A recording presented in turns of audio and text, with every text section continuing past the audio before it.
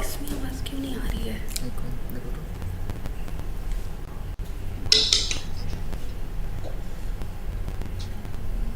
Hello?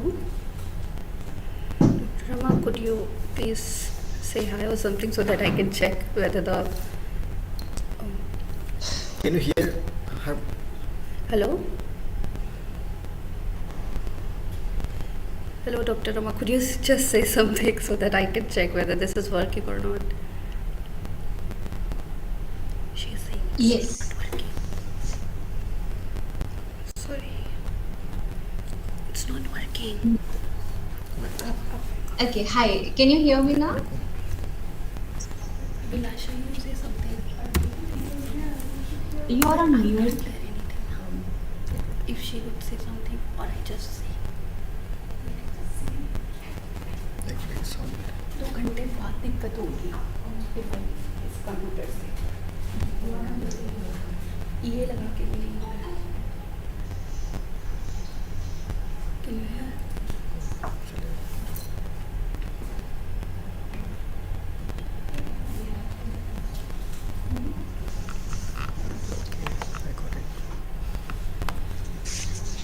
Myntra Big Fashion Festival is coming soon. Get 50 to 90% off. Wishlist now. Hello, app download कर लेना। अरे online shopping easy किसने कराया? हमने। तो ऑनलाइन ट्रैवल इजी कौन कराएगा? हम। Where's my phone?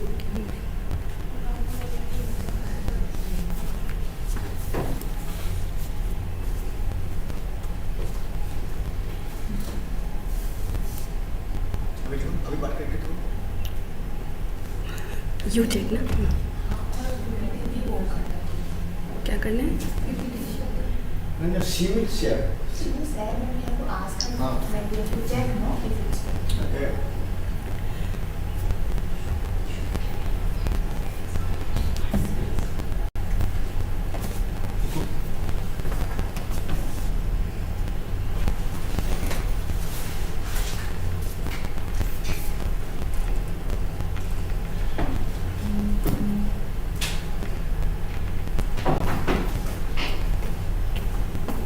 Hello? Hello, Dr. Rama. Could you please share your PPT so that we can check beforehand? Okay, I think I shared the slide. You have shared with us, yes. So are we going to operate it or from our end, or you going to? I will do. If there are some glitches, then you can. Okay, okay, thank you. We'll begin the session, ma'am, in just 5 more minutes.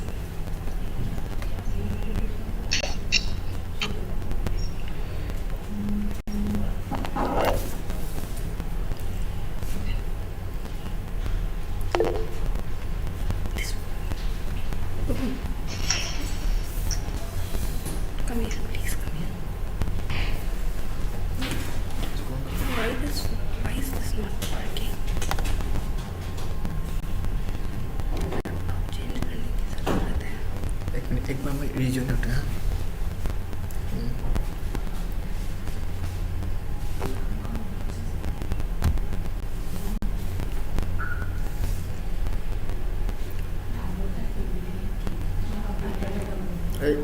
Accept the request. Request आ रहा है क्या पे? Join now.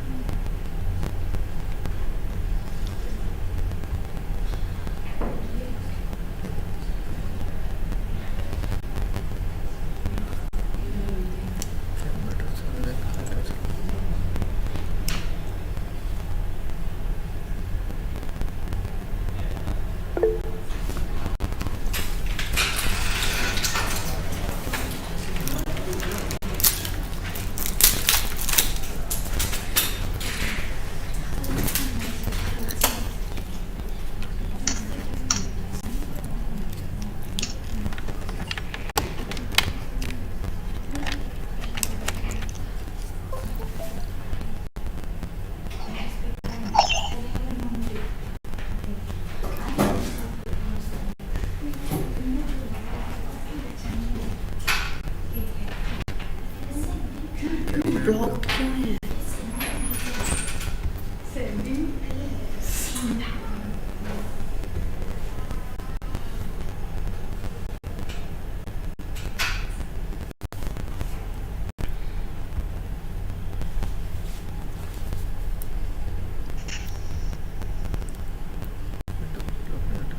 You have allowed now. Okay. Allow continue.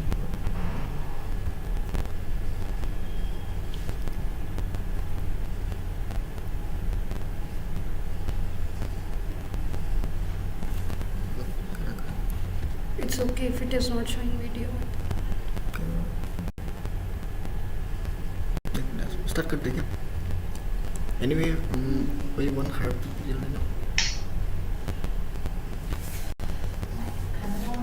No. It would be very odd because she is open her video. Okay. You people open your cameras if you can. You must tell her. Hmm. I'm not able to switch on. Shall I begin? What do you say? Hello?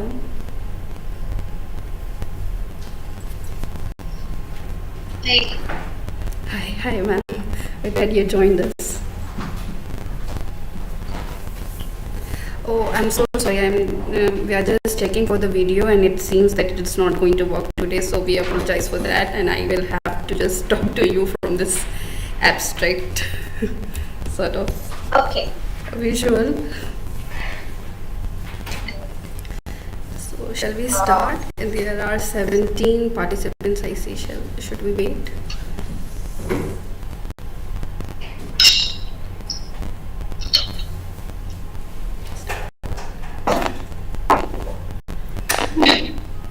Issue in voice, someone is.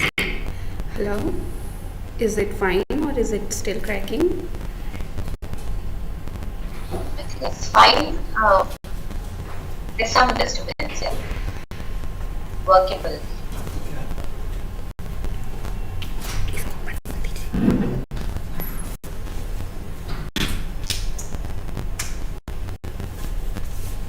Hello? Now is it fine? Yeah. I guess there's no echo anymore. Yeah.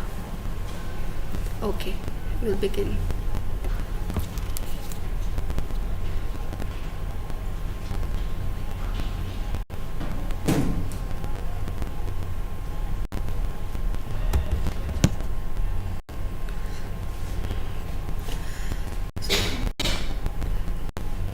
Good evening, everyone. I warmly welcome you all to the second PGRM workshop. Since the last year, we have been organizing interactive sessions in the months preceding the graduate research meet. We invite early career researchers for these workshops and have always seen enthusiastic participations from scholars. Before we begin the session, let me first introduce today's speaker. Dr. Rama Devi is a visiting faculty in the Division of Humanities and Social Sciences at Kriya University, Sri City, Andhra Pradesh. She teaches sociology and social anthropology.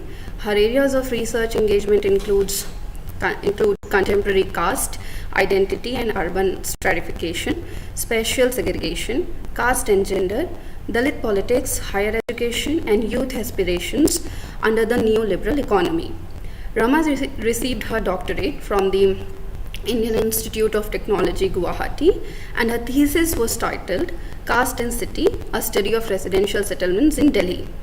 She has published several research articles in reputed journals and is currently working on a monograph based on her doctorate thesis.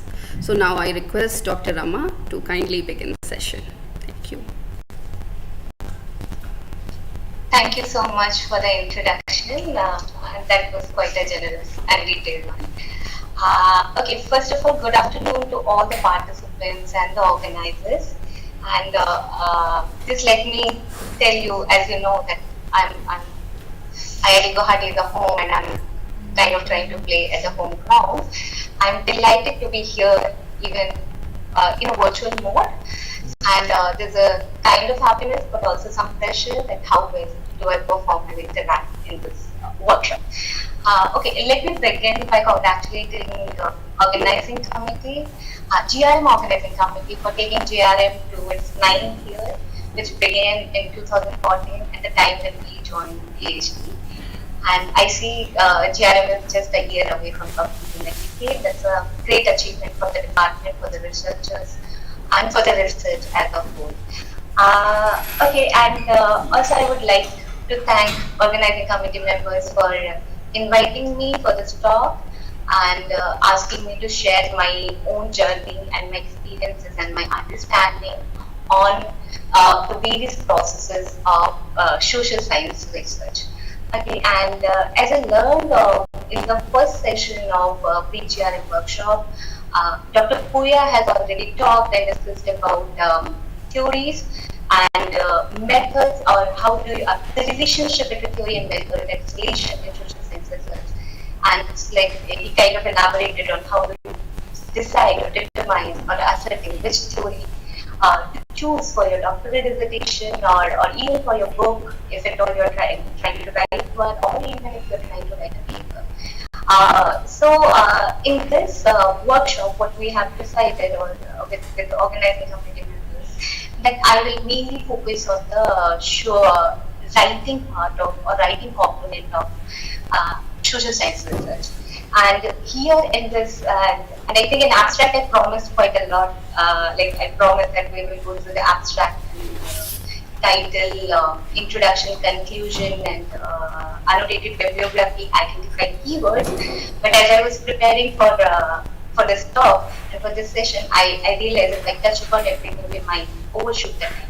So what I have done, I will talk about annotated bibliography, but we will not do the exercise of annotated bibliography, and I may not be touching upon how to identify keywords, but I have tried to keep my promises as much as I can. Okay, and what I have done, I have divided this talk into four broader sections. So first part of the talk, I will talk broadly on the various processes and stages of writing that leads up to your thesis writing. Okay, and you can and this very section tries to identify our own challenges and our own conundrums and our own difficulties, our reluctances, and how can we overcome so that this journey of completing your PhD remains smooth, at least on the part of writing.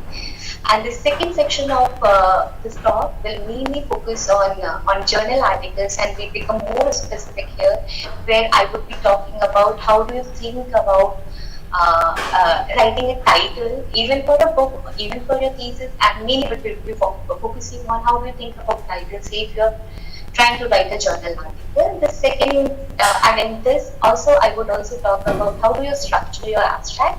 And the last part will also think about what are the various ways in which you can write your conclusion. And the third part of this talk would be that hands-on exercise, where I would ask you and invite you to try or make an attempt to write, or reflect and write a title at least, or an abstract. And in the fourth section, I will leave for Q&A and your comments and feedback. And is it fine if we take a first break after I complete the first part of the talk, after 35 minutes or so? And then we can resume with the title and then exercise, if it is okay. All right. Yeah, that's fine. Okay. I'll just share my PPT and we can start right away. Just give it a minute.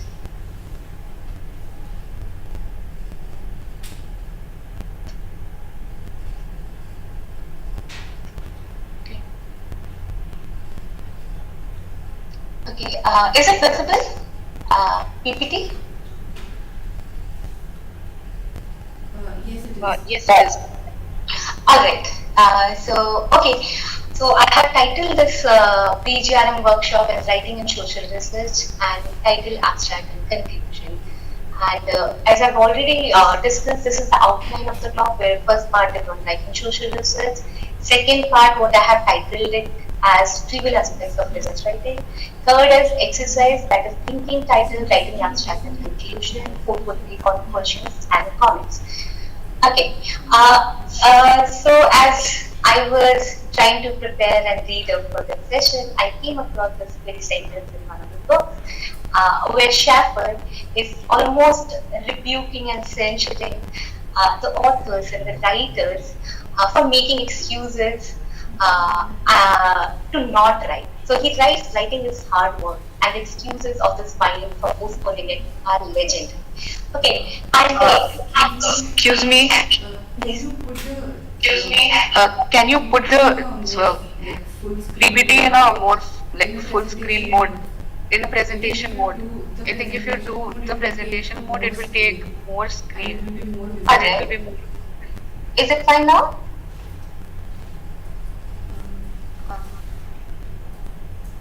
Wait. Uh, Make it. Can you please make it a slideshow? Alright.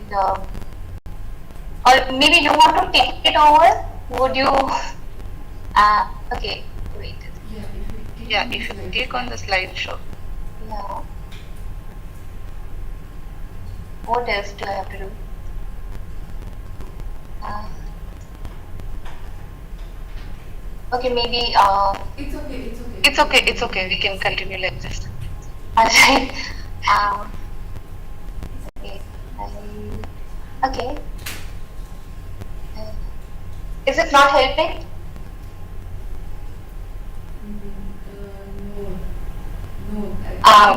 It's the same. It's okay. We can do like this. Okay. If you want, I think GRM committee can share the PPT from their side. It's fine by me. Yeah.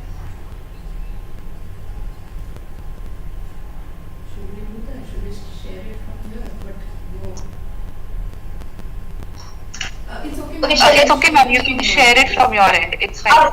Alright. Okay. So as I was saying, yeah. So one of the this very sentence kind of resonates with me. It resonated with me, and it also resonates, I think, with most of the researchers and most of the people who have committed or their work and their commitments to our programs, right? So writing is, of course, is not going to happen miraculously. You really have to have discipline. You really have to have intelligence. You really have to sit and write, right? So yeah, with this sentence, I just want you to, and how do I connect? And I think it is not new, and we all must have done and must be doing this art of not sitting or art of postponing our writing. Okay, and how do I connect? How do I connect? And what do I see? Why do we delay? And I find, or I would like to make this argument that there are illusions we have as researchers, as anyone who has visited the writing.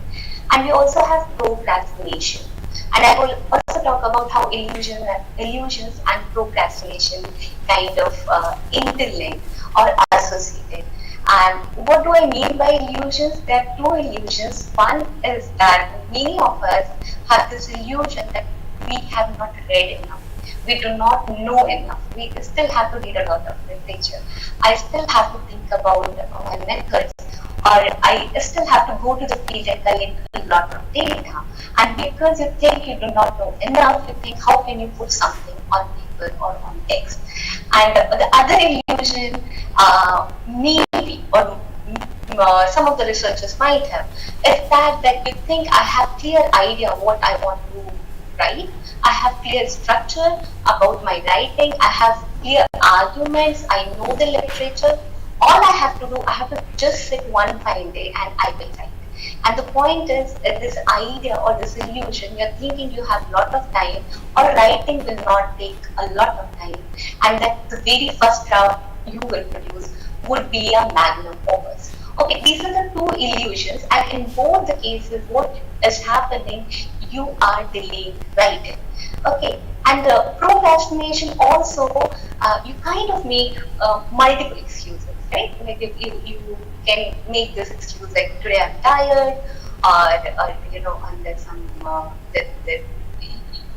you spend a lot of time talking, you want to watch a movie, you went for play, and there's some interpersonal problems, there's problems back at home, and you tend to keep on postponing your writing. You also think, and one of the things also in this time and age, where you have what I call quote unquote a monster in your hand with the internet and a smartphone containing so many apps, so many applications, Twitter, Insta, WhatsApp, and whatnot. Okay, and what is happening? You're spending a lot of time, maybe, or we are distracted a lot of time with these applications, with whatever is happening on your phone, right? And in this process, what is happening? What you are doing? You are delaying. You are procrastination. You're thinking you can do writing at particular stage of your research.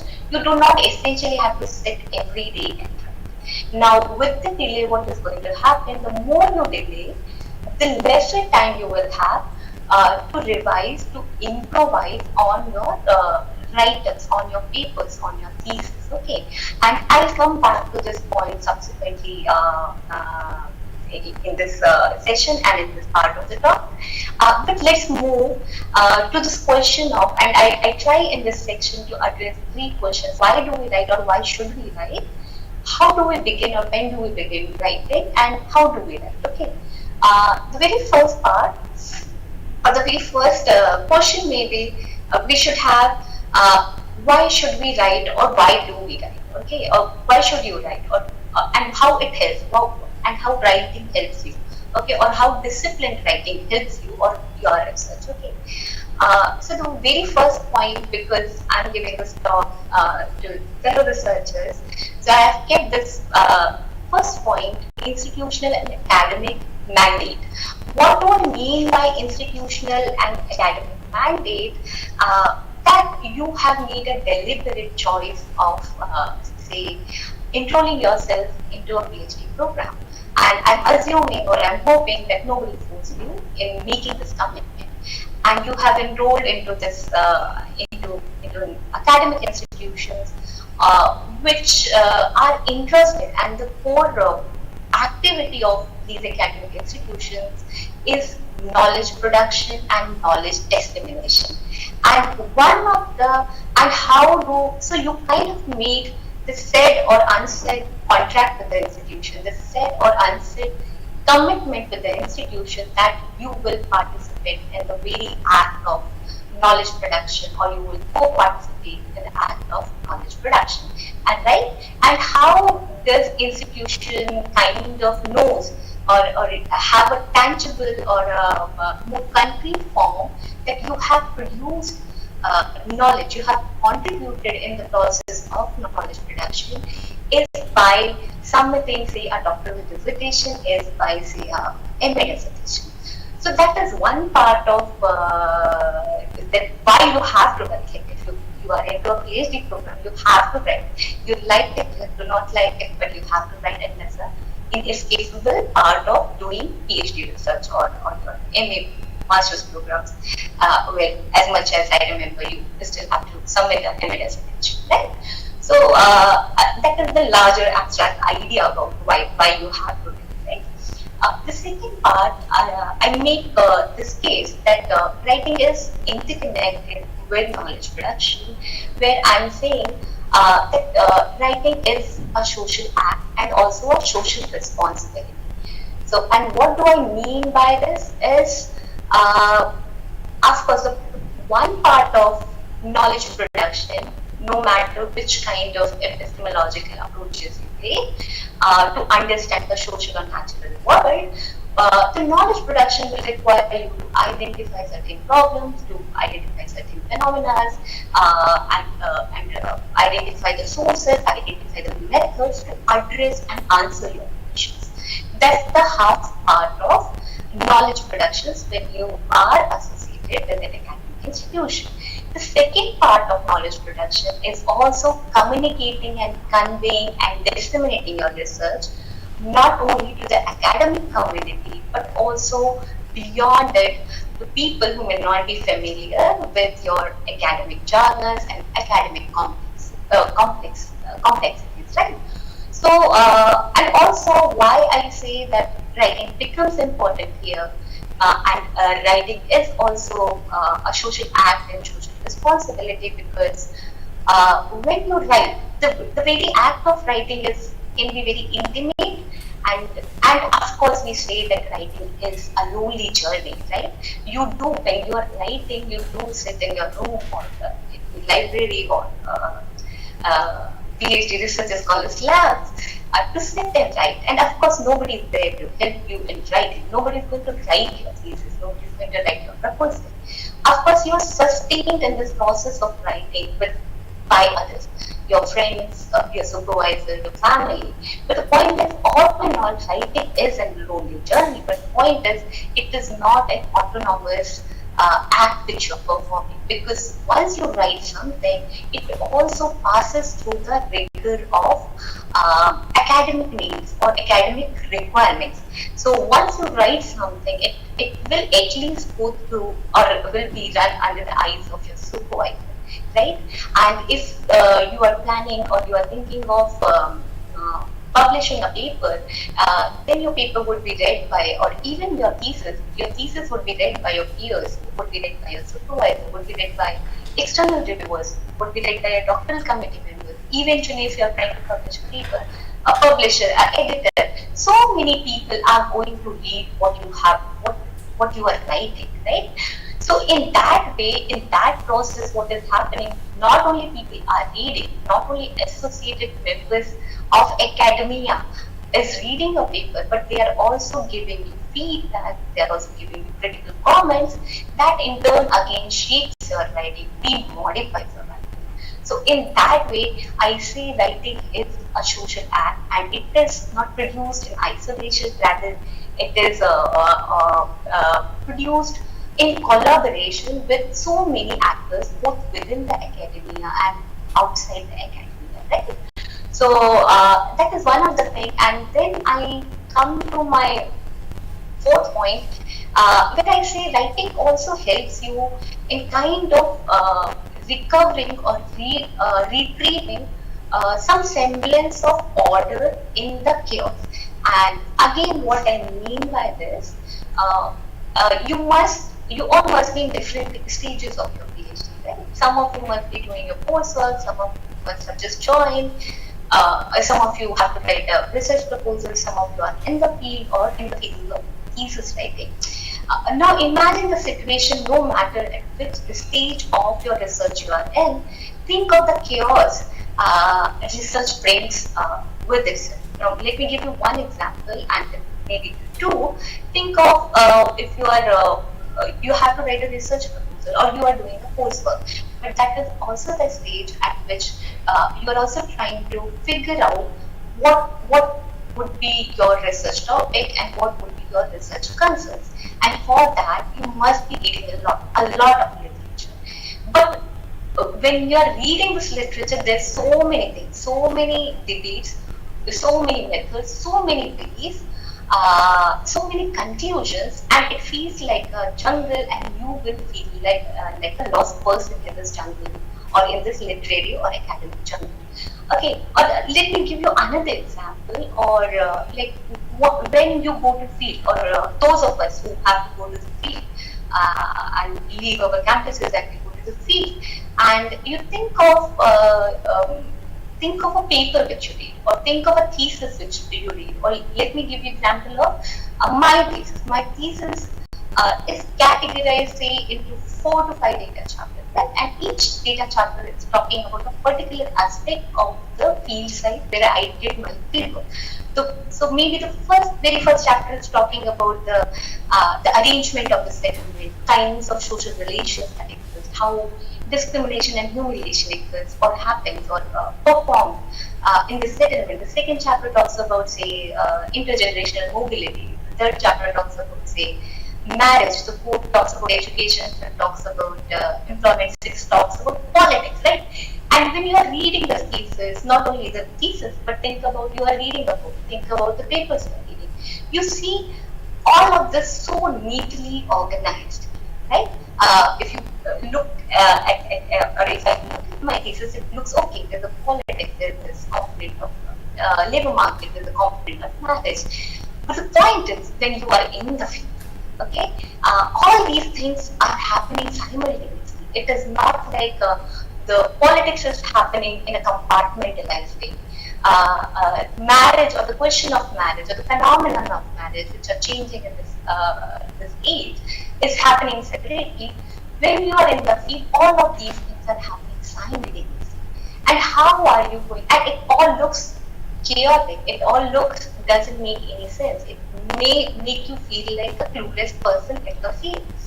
And how can you bring some semblance of order is by sitting and writing your observations of the field, what you are getting from the field, and even whatever you are reading in terms of your academic articles or books. When you start writing, or when say I started transcribing, of course in the field I did not know what exactly I have to do in my thesis. But the point is, once you start transcribing your notes, once you start recording your field notes, you start getting these themes of politics, themes of processes or phenomenon, or the transformation in the marriage practices. Right? It is only by writing you start identifying identifying what is emerging from your field, what sort of patterns that are emerging from your field, what are the departures in your field, what are the gaps in your field, and it is only by writing you would be able to bring this order, this some pattern, or you would be able to make sense of this randomness of the social world, or randomness of the too much literature which you are reading, right? So that's my fourth point. And fifth point, I will say, and this is something one of the professors at IIT told me once in the discussion, and which I remember, and that happens. If what was the point? Point is, when you sit when you sit to write, writing also helps you in thinking, in arranging, and in bringing clarity. What do I mean by that? So when you're trying to write your field notes, you're trying to write a summary of the papers you have read, you're trying to write a literature review. What you're trying to do, you are trying to bring your ideas on the paper, then you start seeing whether your first sentence does it make sense with the other sentence, or is there a flow, or are you able to communicate what you want to communicate, or will other person be able to understand what you are trying to communicate, right?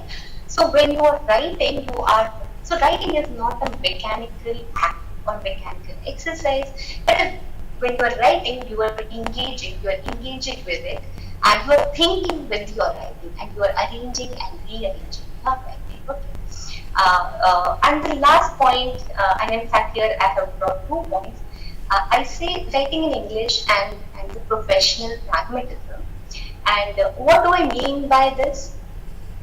Writing in English, because I assume, and as much as I remember my cohort, most of us do not come from homes where English is the first language. Most of us come from we have our own dialects and our own vernaculars, and we are more comfortable and at ease in talking with our friends, with our families on everyday basis. Our interaction may be in a language in which we are more comfortable.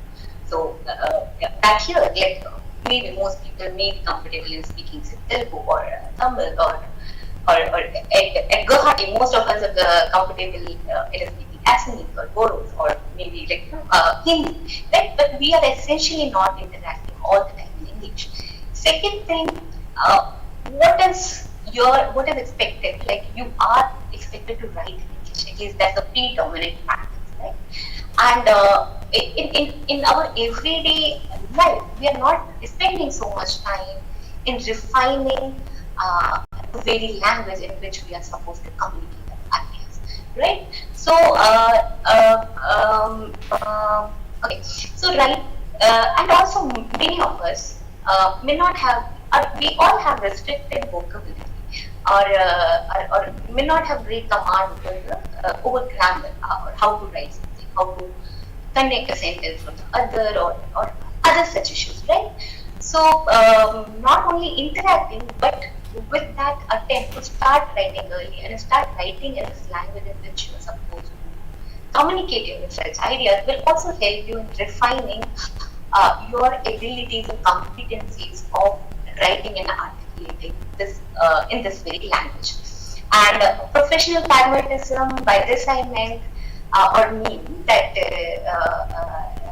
as I have learned that after 2019, anybody who's doing completing their PhDs, they're expected to produce at least one journal article before the submission of their thesis, and also, so at least you have that. So pragmatism is there that you have to write, you have to produce something, so that you get your degree, right? And the second thing also, if you're intending to enter into the academic world, or even if you're going to enter into any other world that involves research, social research that involves teaching, you are expected to have produced a certain number of papers, and you should have that capability to write, to publish, or maybe you may have to write on everyday basis. Okay, so no matter where you go, what is the requirement and what is the expectation that you should be able to write, and that is kind of a skill set.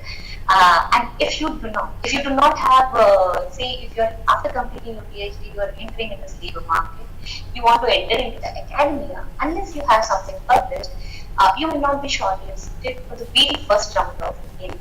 Right? So I will say professional pragmatism in the sense so that you broaden your employment opportunities.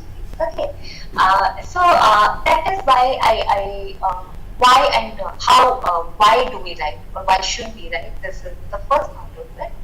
The second, then, the question arises, then when and where to begin. So when should you write, and from where, at which stage you should write. So I think I mentioned in the abstract, and again I reiterate the point that writing is very integral to the very art of knowledge production, but also very integral to doing research. So writing is not something that you can do at a particular stage in research. And now here, let me connect you back to the opening sentence where Shepard is scolding us, and where I say that we do find a lot many excuses to not write. Now again, think about the phases you are in the current phases of your research you are in. Maybe those of you who have joined PhD and coursework, you might be reading a lot, and there's no as such external demand on you to write something. At least, and most of us tend to write and produce something when there is external demand in form of submitting a thesis, in the form of submitting a research proposal, or turning in a term paper. So unless you do not have such demands, you may not think of writing.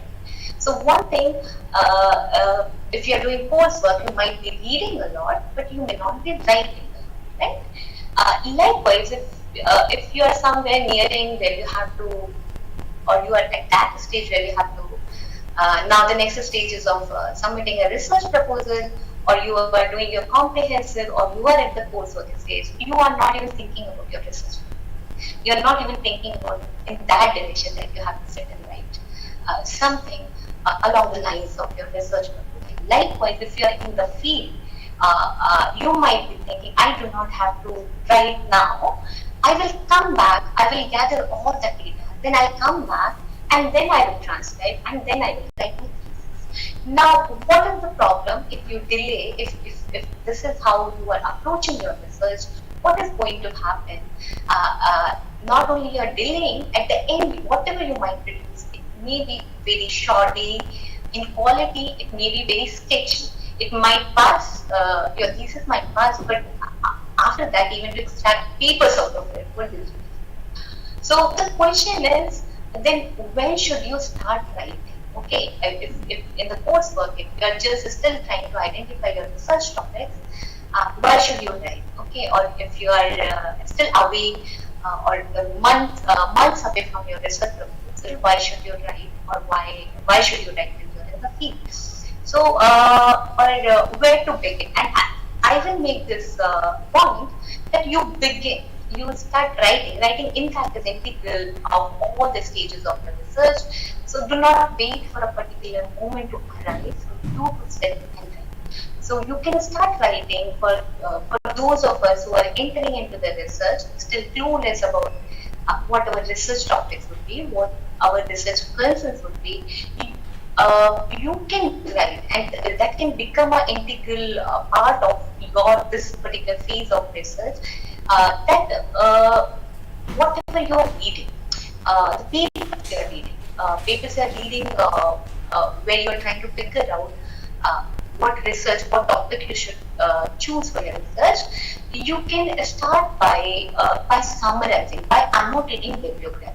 So what do I mean by annotating a bibliography? That when you read a paper, you summarize that paper in your own words, and it doesn't have to be essentially a very elaborate and extended summary. It can be somewhere around say 250 to 300 words, where you restate what the author has already said in your own words.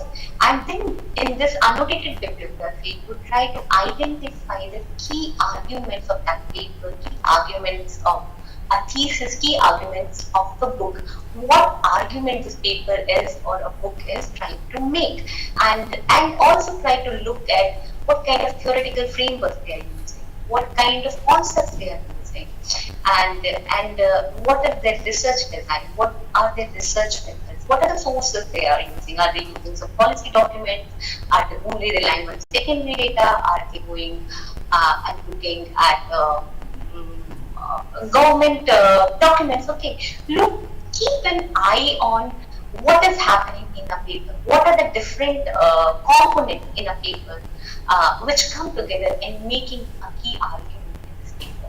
So once you start doing that, and of course in the beginning I'm not expecting that you start writing summary of all the papers, but the process itself, the process of summarizing the papers you are reading will help you eventually in understanding or maybe arriving at the research topic or the research questions which you are really interested in.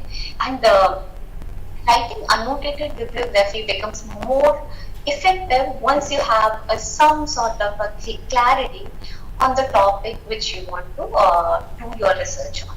So what happens when you're doing or summarizing a paper helps you in identifying the research gap.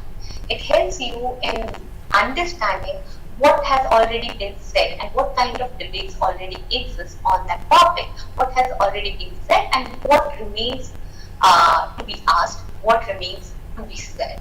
Okay, so and one of the very crucial aspects of research is in fact to be able to identify these research gaps. And once you identify research gap, that kind of becomes a justification for you that why your research matters, why your research is important, right? So I would say like, okay, so when you're entering into research and you are in your coursework phase and even in the subsequent phases of your research, you can do this very task of an act of annotating bibliography. And if you are, you have to write a research proposal. It's a very that's the one stage I dreaded the most. But the point is, if you're nearing that stage, what you have to do, you have to do a lot of literature survey, because by this time you know what you are going to work on. Like, even if it is tentative, somewhere there's some steps of concreteness, at least broadly, these are the topics or these are the key things on which you're going to work.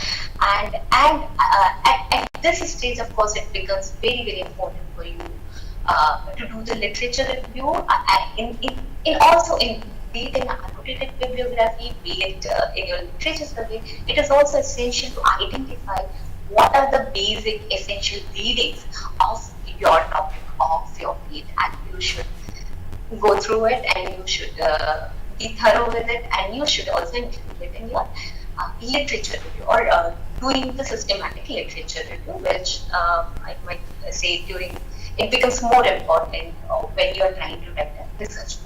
Right? Again, think of this is a stage where eventually you have done your research proposal and doctor committee passes your proposal, accepts and approves your proposal, and now you are ready to go to your field.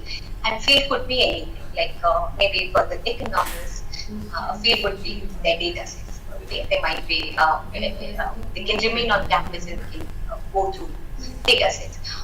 For the literature people, they might have to, like, even after proposal, they might have to again go back to the literature and interpret it. Likewise, for philosophers.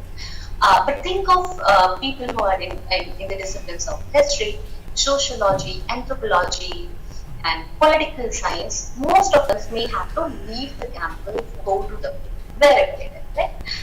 And it is in this field when you're going, we are thinking we are going to the field to gather data. And how do we gather data in this time and in this age? We have these gadgets. You have a recorder, you have a mobile phone where you have a recorder, you have a camera, and you think that you're going to feed or you are going to archives every day, and you are bringing back material whichever you think is important, and maybe you're not filtering so much. And of course, one of the things when you are in the field, you should not get too much into the act of filtering data. Whatever comes to you is your data. Keep all this uh, in a document. Keep all this recorded. Okay, do not discard something because you think it is irrelevant, because you do not know at that and in the beginning of your field work what would become important, what would become relevant, right? So, but the point is, when you are in the field, be it you are going to archives or be you are going to the field to certain localities, to certain areas, what we are doing, we go every day to our field center. We go, we interact, we interview, we have discussions, and we think we have a recorder and we record everything, and we will come back and we can have this sense of complacency because I have recorded everything, I have the data in place, and I don't have to worry, and I can come back to the campus when my fieldwork is over. Then I will transcribe. And again, that's not a very right way to go about. One of the things when you are in the field, writing has to go simultaneously. Of course, when you are in the field, you cannot start writing your data chapters. But when you are in the field, because you are going and you're recording, or you have interviews that are recorded in your recorder, you can or you should strive for try to transcribe your recordings when you are in the field. You also, when you are going to the field, you also try to write your field notes. What does that contain? Field notes contain your personal observations, which are not recorded in the interviews. Field notes or field observations will contain in any setting has a materiality of its own. What do I mean that? Like if you're interviewing your participant, they might be sitting in a particular kind of house. There are particular kind of decorations in a house. They might be wearing certain kind of things. The tone in which they are responding could be sarcastic, could be humorous, could be casual, could be serious. And these are the things are not going to get recorded in your recording. These are the things you have to come back and you have to record in your field notes. And what do I say? That you do the very act or activity of transcription while you are in the field. So, and how can you do that? How can you do that? Because any of us who has been out in the field, we know it's tiring just to get up in the morning, get ready to go to your field, and by the time you come, you really feel tired. You do not want to, again sit back and again go through what you have talked or whoever you have interviewed. You do not want to replay those things. But I would suggest it kind of helps. If you transcribe your interviews the very day or maybe the next day, it helps because you remember a lot. You can add a lot of details in your field observation, and also transcribing on a regular basis while in the field helps you in identifying what are the things which you are missing and what are the things you are often coming across and why you are coming across, why are you finding certain things and why are you not finding certain things.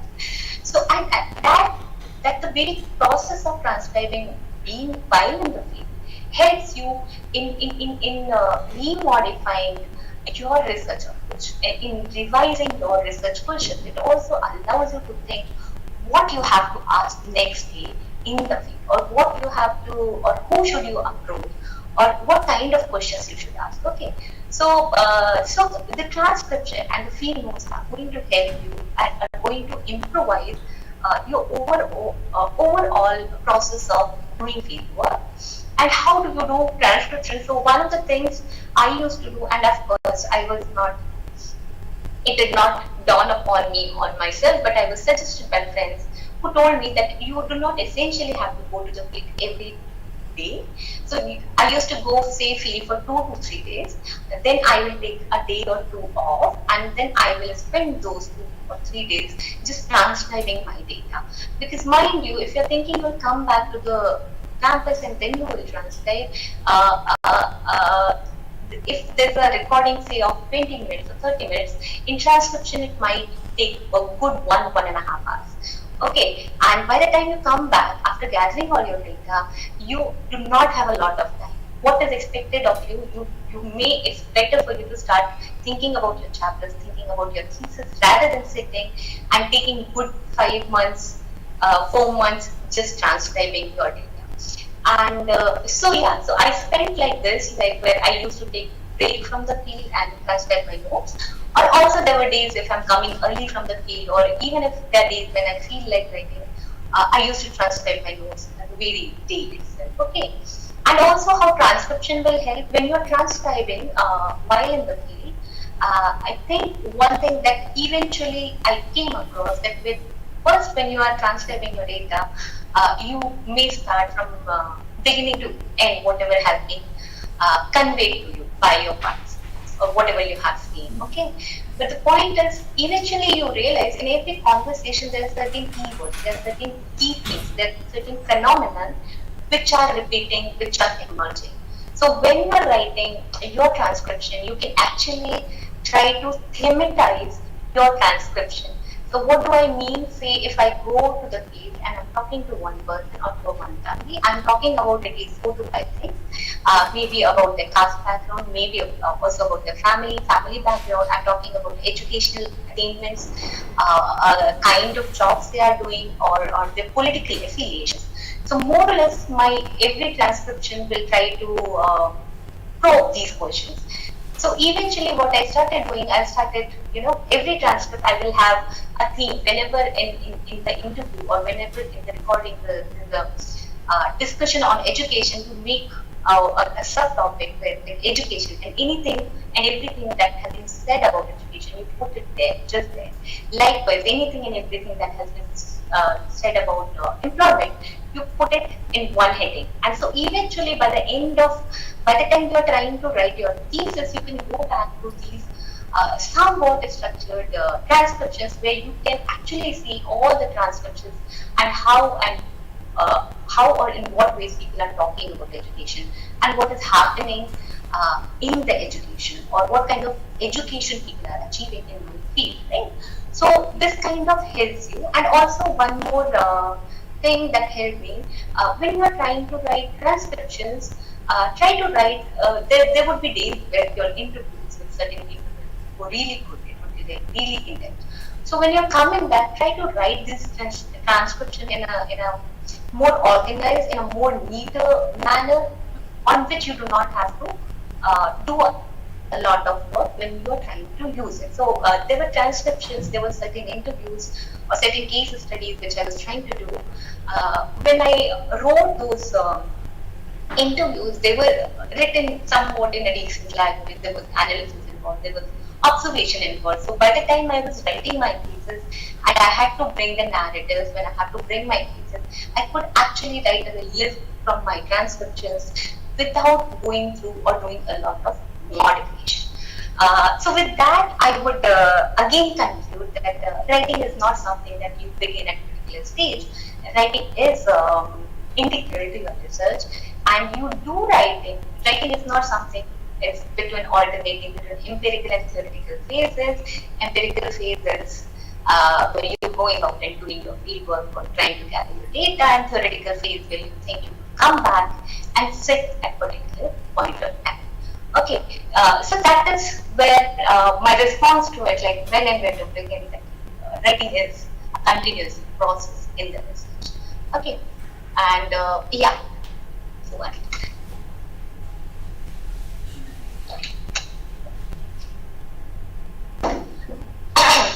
Then we come to this point of how to write. Okay, now you know why, or why should you write, when to write. Then the question remains how to write, and this primarily concerns mainly with your thesis writing. And this pre-writing, composing, and rewriting, this I take these three stages of writing. I take from one of the books by Estrosio, which is referred in this PPT as a reference. So he says that you can start thinking about writing, and you can start writing by considering these three phases. Like one is pre-writing, second is composing, third is rewriting. And what does he mean by pre-writing? Pre-writing is all the documentation, all the sources you have done so far, like that will include all the literature survey you have documented, all the annotated bibliography you have, field notes you have, transcripts, data analysis, and also have a sense of a broader outline of the thesis. Okay, so all those things should be there before you are thinking of sitting and writing your thesis, right? So all these things, you should have the repository of all these things before you get to the very exercise of writing a thesis, writing a book, or maybe writing a journal article. Okay. The second thing, the composing. He says the composing phase is the free writing phase. You consider this as the first draft. In the composing, what he is asking you, or what he is urging you to start writing from the beginning to end. Now, what your thesis contains, your thesis will contain the introduction, the literature review, your data chapters given the kind of data you have. Depending on that, you will have number of data chapters, then a conclusion. And he says in this composing phase, you just write from beginning to end, that is from introduction to conclusion, without thinking so much about your language, your argument, your theoretical clarity, your conceptual clarity. Just write from the beginning to the end. And he says, consider this as a first draft and do not aim for completion. In fact, he says, you be prepared to throw this first draft into the test. Now, I know it is very hard to throw anything which we have written. It is so dear to us, anything we write, so it is very, very hard to throw or discard anything we have written.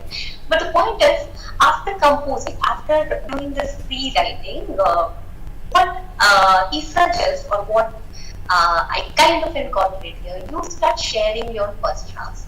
First drafts, of course, again, you cannot expect your friends to read whole of your thesis because all of you are also occupied with your own research work. But you start sharing your papers or chapters or introductions with your peers. Also, there are research writing groups or research writing collectives where you can share your draft. Also, these drafts you can share with your secretary or supervisors. And after that, you do the process of rewriting. That means, based on the feedback, comments, you get back to your first draft and you start revising, you start editing. You edit it for the clarity. You see that there are no repetitions. You see that there is cogency in your writing. You see that if there is lack of clarity in your arguments, or if there is a lack of clarity in the ways you are trying to explain or elucidate your theoretical framework, it is also the time that you go back to the literature for more clarity. And this is the time you try to sharpen, you try to attain certain finis in your writing.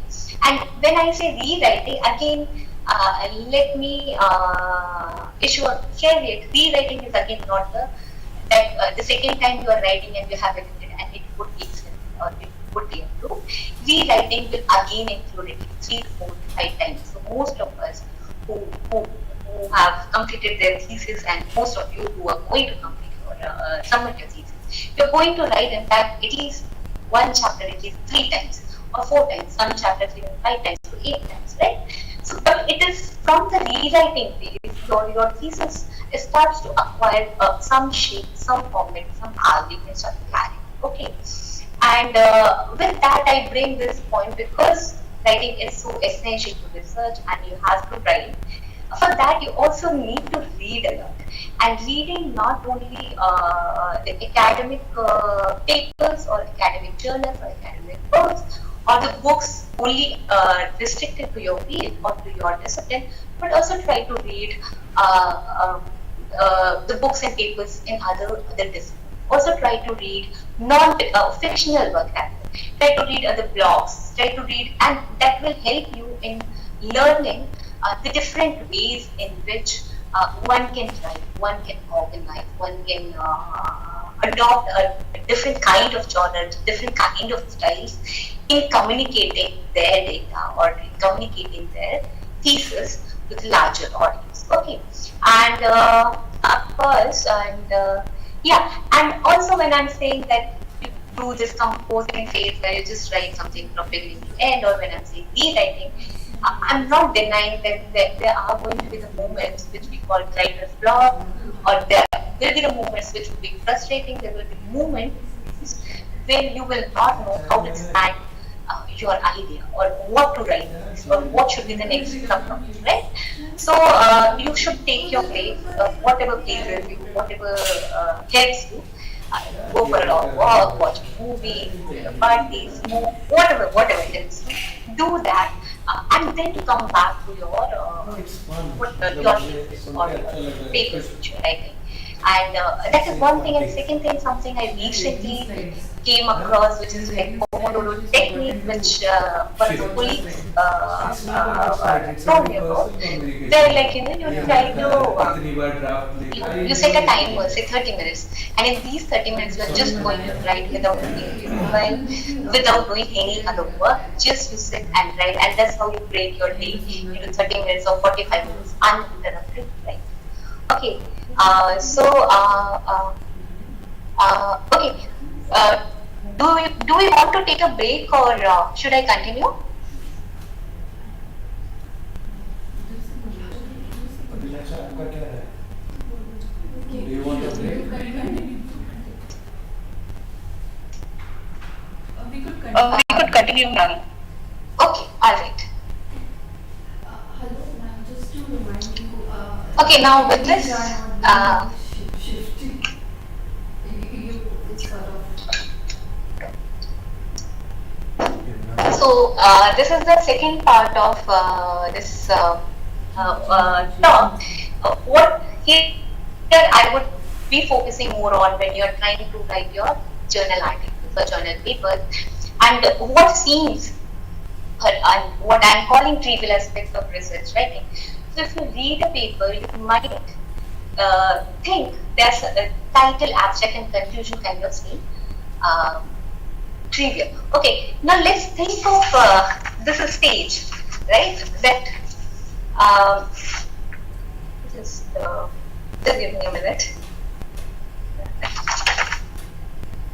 Okay, now think, as I have mentioned or as I have discussed so far, that you are working on your thesis, and think of your thesis is going to be somewhere close to, say, like at least minimum 150 pages or 130 pages, to maximum it can go to 300 or maybe 500 pages, right?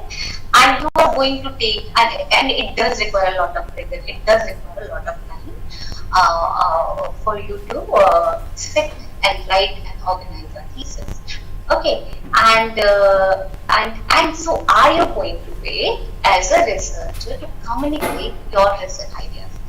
Are you going to wait for 5 years, and are you going to wait that till you finish your PhD, you are not going to write it? You are not going to communicate your research ideas in a published format, right? So what happens instead of waiting for a thesis to get over and then thinking about a journal article? What researchers do, what even when we were doing research, many of our friends with me, is they were writing, say, opinion pieces. Even when you are doing research, you can write opinion pieces, you can write reviews, you can in fact even think of writing a journal article. Now, when and how do you do these things? Can you think of writing a journal article at the beginning of, or in the beginning of your research? So one of the things researchers do, so even if you have not submitted or you have just given your research proposal, you still have to gather data, but by this stage you have put and robust understanding of the debates, of the gaps in the very topic you're going to do research. So there are possibilities of writing a literature review papers where you review the literature of the field and that becomes a publishable art. Those of us who are going into the field, we are, even if we are still trying to gather data, we can still write about the struggles or the ethical conundrums which we face while collecting the data, while doing the field work, right? Likewise, also you can write if you are in the field, or if you are doing a textual reading, or if you read a data set, economically. What you can still do, even if you cannot write a full length paper, but if I go into the field and I see the departures or something, or a certain phenomenon which are contrary to what has been said, so I can still write a commentary, I can still write a research note, which may not be a full-fledged, well-researched paper, but hinting at the something new that is happening, or something new you find in your data set that can still be written, that can still be communicated. Now, when I'm talking about that, of course, you should not wait till the end of completing your PhD thesis. In the different phases of your research itself, you can think about communicating your research ideas, communicating the novelty of your ideas, communicating the new ways in which you are, or new sources which you have stumbled upon, to make sense of the word or the phenomenon which you are studying. These can be communicated. These can be communicated, and you can communicate not only in the form of journal articles, but you can communicate in the form of opinion pieces, in the form of blogs, or in the form of a smaller commentaries. And when you do so, also you have to keep in mind the language, the format, the style, and the tone in which you write, given that all these different platforms of communicating your research idea in a textual format have a different audience. Now, what do I mean by that? Now, think of if you want to write something in a for an opinion piece, or for a newspaper columns, right? And you are kind of observing something, and you are writing a column in a newspaper. But the very audience of your piece is not only the academic community, not only going to be the people who are experts in your field, but it is going to be the larger, broader public who may not be familiar with the jargons, with the concept, with the theory of your field. So what you have to do, keeping in mind the audience, you have to simplify the words, or you have to explain what a particular word means. And now let me give you this one example of, think of this word gaze. Now when you use this word gaze in academia, and more often than not, we use the word gaze more in an audience sense, where gaze is not simply looking, not simply staring, but gaze is also an act of governmentality. It's also about the power relation. It's also about the knowledge, right? And it's also about the control.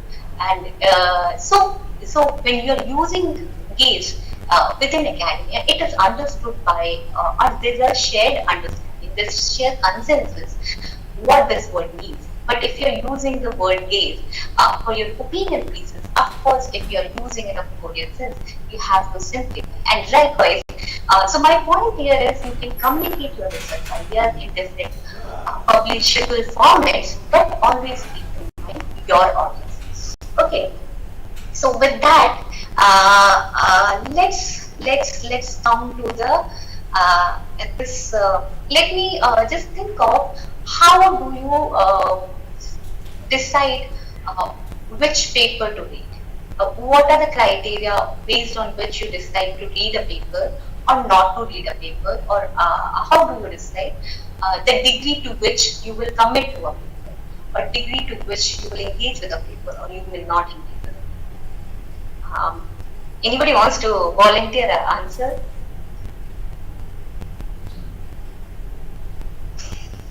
Okay, let me respond to it. I think one of the ways, so generally when we are trying to read a book, a paper, or we decide to read a paper, we first of all we tend to read the papers or the written materials of the people who we think or who are some authority on the field.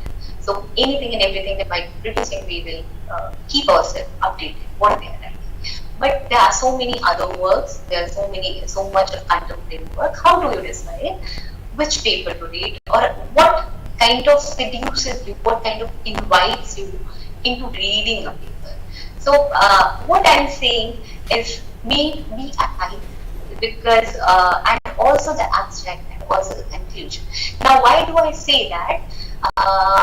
That generally, when if I have to read a paper, say for my own topic, say caste, I'm not going to read any paper which is loosely written, which is titled loosely. Okay, I'm going to look at the title and I will see the kind of variables, kind of concepts, kind of phenomena this title hints at or gestures at, right?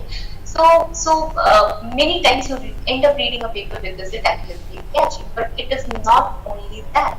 You also select or you also choose to read a paper looking at the title, which kind of gestures you what this paper is about.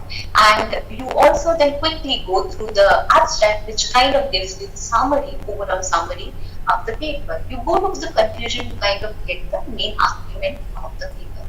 So my point, even if we are deciding or even if we are engaging with the paper based on its title and abstract and conclusion, what we tend to miss, that we tend to overlook, or we tend to not focus so much on how these titles are or what these titles are speaking to us.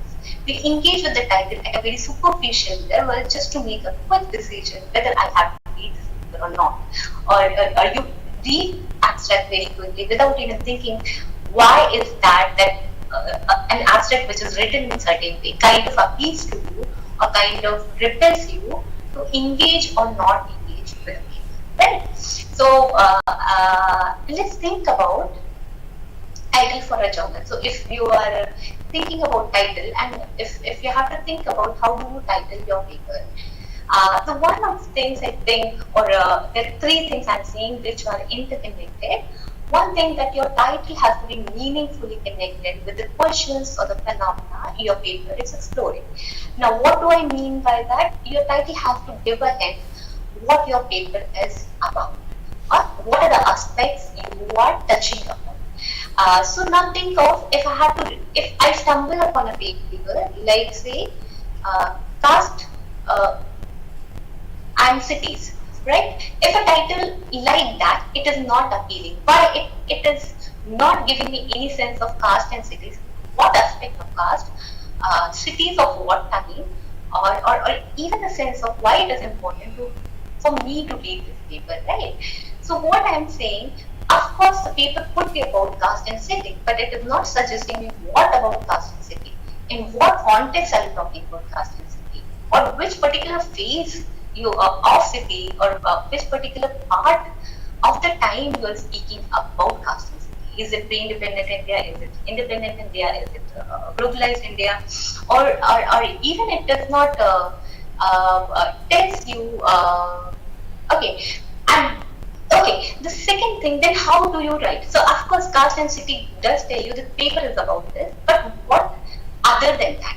So for you to frame a title, you have to think, or a title has to be specific in the sense it also tells you what are the other components of caste and city you are going to talk about. So suppose I say marriages in Delhi and then caste and city. So somewhere you get the sense of, okay, I'm going to talk about say marriage in a place like Delhi, and there I'm trying to connect how caste, city and marriages are interconnected.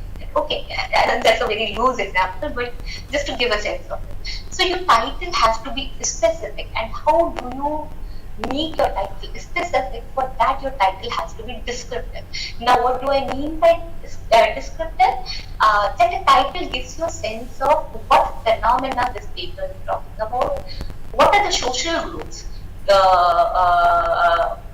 are the part of, or who are the participants of this research, what are the categories, what are the concepts that are being used, what is the space, in which city, in whether in village or in city, whether in a school, whether in a college. It also gives you a sense of the location. So you get that temporal, spatial, and social understanding, or if it captures all these components, then kind of it becomes easier for me to decide whether I should read this paper or not. Now, let me give you this example and go through I got some three titles. So, this is one of the papers, All Dressed Up, Nowhere to Go, Transitions to Unemployment Employment for Lower Middle Class Men. This paper is by Andrew Duker, it was in EPW. Now think of if this title only has all dressed up, nowhere to go. The point is, you will think, okay, somebody is dressed up, they want to go somewhere, but they have nothing, nowhere to go.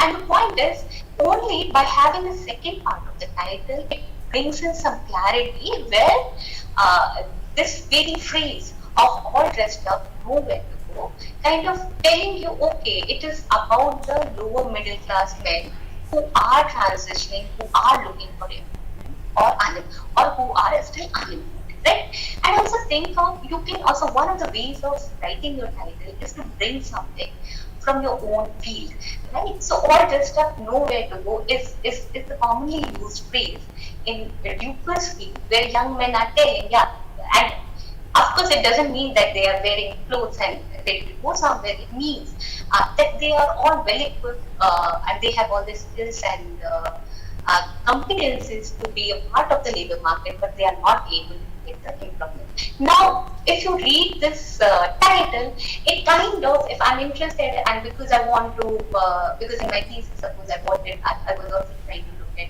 the kind of jobs educated men are looking in. And after reading this article, I can make my decision quite easily whether I should read this paper or I should not read the paper. Let me give you another two examples. This is Unsettling Memories, Narratives of the Emergency in Delhi. This is a book by Emma Tarlow. And again, you think of this title, and this is in fact a book this title, but again, think of this title. Unsettling Memories, what it is telling you about, it is kind of questioning or destabilizing our understanding of memory, our understanding of past. Because the way you remember, what you have remembered, and the way you have remembered, it is trying to challenge that. It is trying to question that. It is going to destabilize, disrupt the very memory and the very sense that what you remember is right, or what you remember is the whole reality of it. So that's the first part of it. And now look at the narrative of the emergency in Delhi. Now, in the second part, you get the approach through which she's unsettling memories. She's doing this by using or deploying the method of this kind of narrative.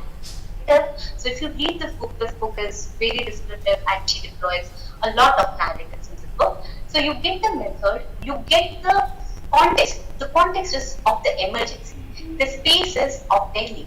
So where or what memory she's going to unsettle, or what memory she's going to question, she's going to unsettle or question the memories of emergency of Delhi through this method of narrative. And again, it makes it very easier for you to decide whether you have to read this book or not read. And the last title is the title of one of my papers, where it is Mahal and Majboori, Educational Aspirations and Realities of Youth in Delhi. Again, what I have tried to do, and I think this is one of the very interesting way of capturing attention of your readers, is to bring, as Duker does, all dressed up, nowhere to go, or as in this title, what I have tried to do, Mahal and Majboori, something that was like every time I'm talking with parents, I'm talking with young men, and I'm talking about their aspirations, and these are the two words which are coming again and again, which are often repeated. Then it kind of becomes, for me, these are not simply words, but these words have a deeper underlying meaning. And you try to, and through these words, I try to understand what kind of constraints or what these words mean for the people who are using these books, right? And then that also helps me in connecting these two categories with the larger theoretical concepts of the existing literature. Okay, so then again in this paper I connect these things with the neighborhood effect, one of the concepts in urban sociology, and then I also connected with the social and cultural capital of Bordeaux. And not only so, if I only write Mahal and Manduri, again you will not get what is this Mahal and Manduri and who's Mahal and Manduri unless I write educational aspirations and realities of Dalit youth in Delhi. So you get what particular thing I'm exploring the aspirations of. I am also responding to the who's the social demography of educational aspirations is Dalit youth. What is the place? It's Delhi. So by having a specific, by bringing specificity to your title, you can invite the reader to read and engage with your paper. You also ease the decision on the reader whether to read your paper or not read your paper. And also, there was one more point. Yeah. So and yeah. So this is about the how do you think about your titles? Okay. And yeah, point was not only the title has to be specific, how do you bring the specificity in your title? By describing at least 3 to 4 components of the paper.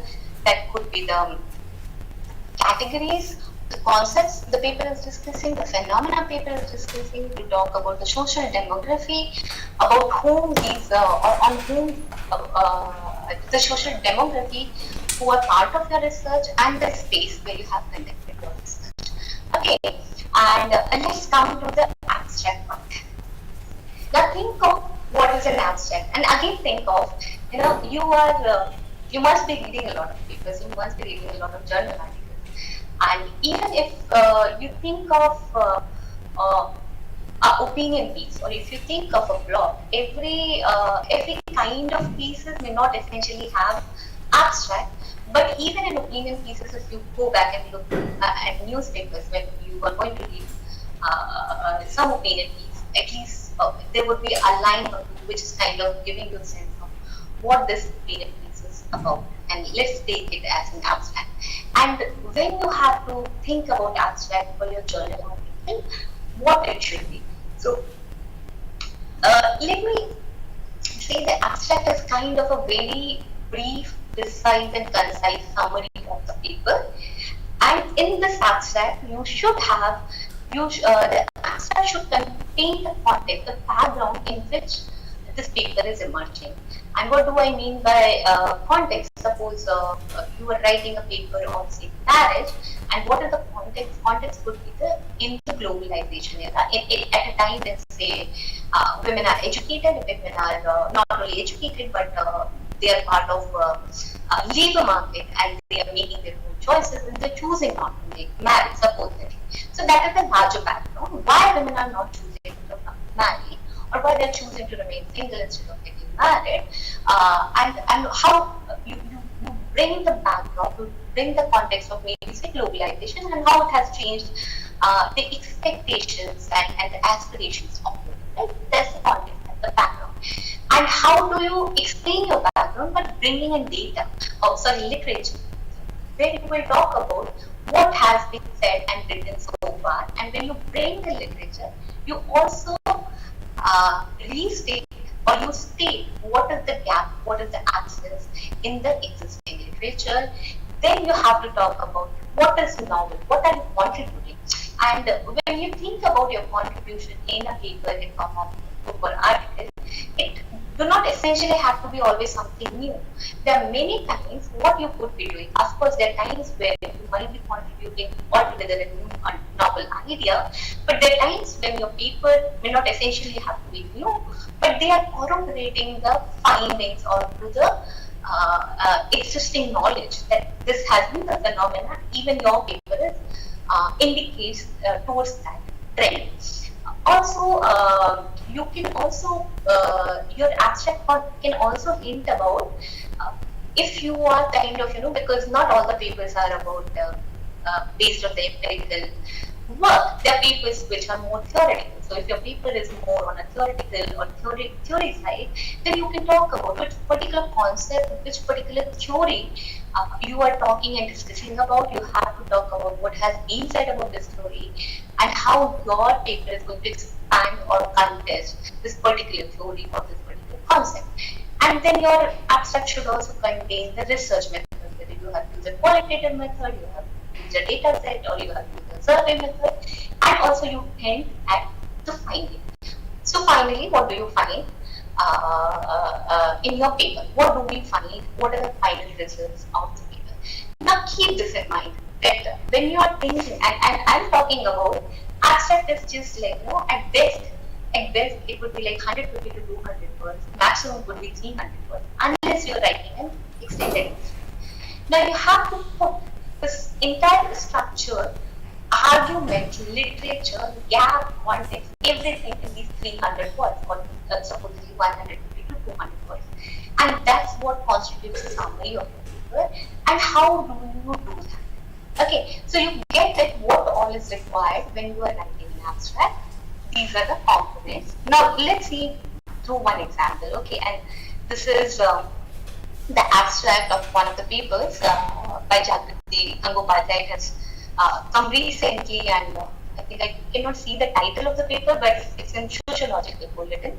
Let's read. Let me read the abstract. So the paper's abstract states, with the rise of globalization, a considerable number of married couples are opting to live apart from each other post-marriage. Now, what is this first sentence is hinting you at? The very context of that, there's the globalization, and there's the process of phenomena she is talking about, where people are, or married couples are living apart. Okay, in this particular context. Now, several studies in the West have examined the concept of living apart together. So now she is telling you what literature says, which is this, that couples are staying away in West. However, this marriage arrangement has not received much attention in Indian scholarship. What you are getting now, that she's saying in Indian scholarship, we are not paying attention to this very aspect, is the literature gap. So LAT is being adopted in both forms of marriage systems in India.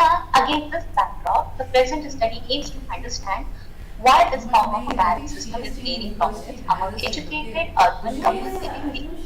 Now, what you are seeing, that here she brings in the question, what question she is going to address today. And again, use Anthony Giddens' theory of pure relationships. That is, then she is hinting at the theory she is going to deploy, and relying on in-depth qualitative interviews, that is the method she is going to deploy. The study will highlight the formation of a new form of intimacy among couples practicing LAT. And finally, the study will demonstrate how the role of family, changing daily norms, and individual aspirations shape LAT in urban India.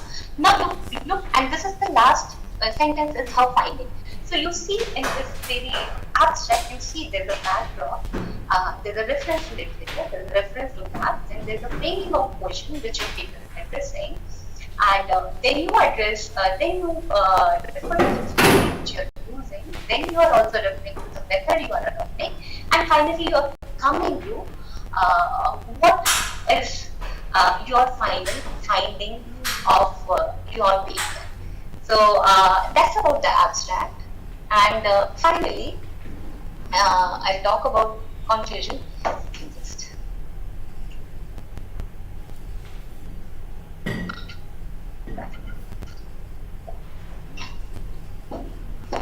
Okay, the last part of this talk is expansive summary. So when you think about conclusion, many a times conclusion is taken as expansive summary. So when abstract is something very very precise, very tight written summary of your paper or your book. Conclusion, and again, conclusion is going to vary depending upon where you write. So generally, when we are writing a thesis, our conclusions tend to be like good 15 to 20 pages long. Okay, and we tend to, or in that format, what we are doing, we almost summarizing each of our chapters. Okay, and then at last we are we kind of give the broader arguments or broader observations from our data. Or many times it will just remain the summary of each chapter, and then you go and discuss the limitations and scope of your thesis. Okay, but also think about it's not all, and likewise in journal articles or now as I'm trying to write conclusion for my own book. So in the process, I was going back to many other books and many other contemporary scholars. So there's a book where there's no conclusion as such. What is there that each of the chapters in the book are independent and whole in it. So you do not essentially have to write, or the author has not written conclusion. It ends with the last fifth chapter. Then there are authors who, instead of writing conclusion chapter, what do they write? They write something like postscript. Postscript is like the broader observations of the author on that particular phenomena, on that particular field, rather than summarizing the key arguments of them. So now think of, if I have to write my conclusion, one of the ways in which I can write say instead of writing conclusion, I may write a postscript, and what I would be doing postscript in the postscript, I might be saying, okay, all these things have happened, and and now I would kind of speculate, not in an unsure way, but I will speculate based on my research work. What are the plausible directions people or the phenomena might take in my field?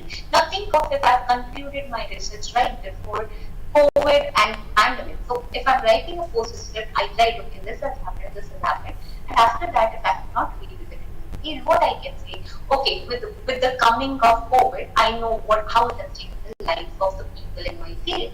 I can speculate with these ruptures, with the rupture of the pandemic, what it can possibly do to the people or to their lives living in my field. So it is not essentially going to be a summary of all the chapters I have written. It is kind of a overall broader observation and speculation what might happen, and I invite kind of other scholars to explore these new changes, right? So that is one of the ways of writing conclusion. But postscript generally comes in the book. And the third way of writing, and I think that people write, instead of summarizing the key arguments of the chapter, what do they do? They bring key arguments, of course, they highlight the key arguments of their chapters, and then they try to connect it with the theory and try to say something more broader, more larger than what the book in itself is saying. What do I mean by that? Supposedly, if I have done my field work only in Delhi in one small paper, and by bringing one key argument, I try to make a kind of a broader statement, say the role of caste in reducing urban inequality. That would be a broader statement, of course, not a sweeping statement, but a broader statement, right? But when you look at conclusions in journal articles, there are two ways which again I will come to. One way you can again summarize the key arguments. You highlight the key arguments of your paper. Then you again highlight. One of the ways you do, you bring the context in which you have written.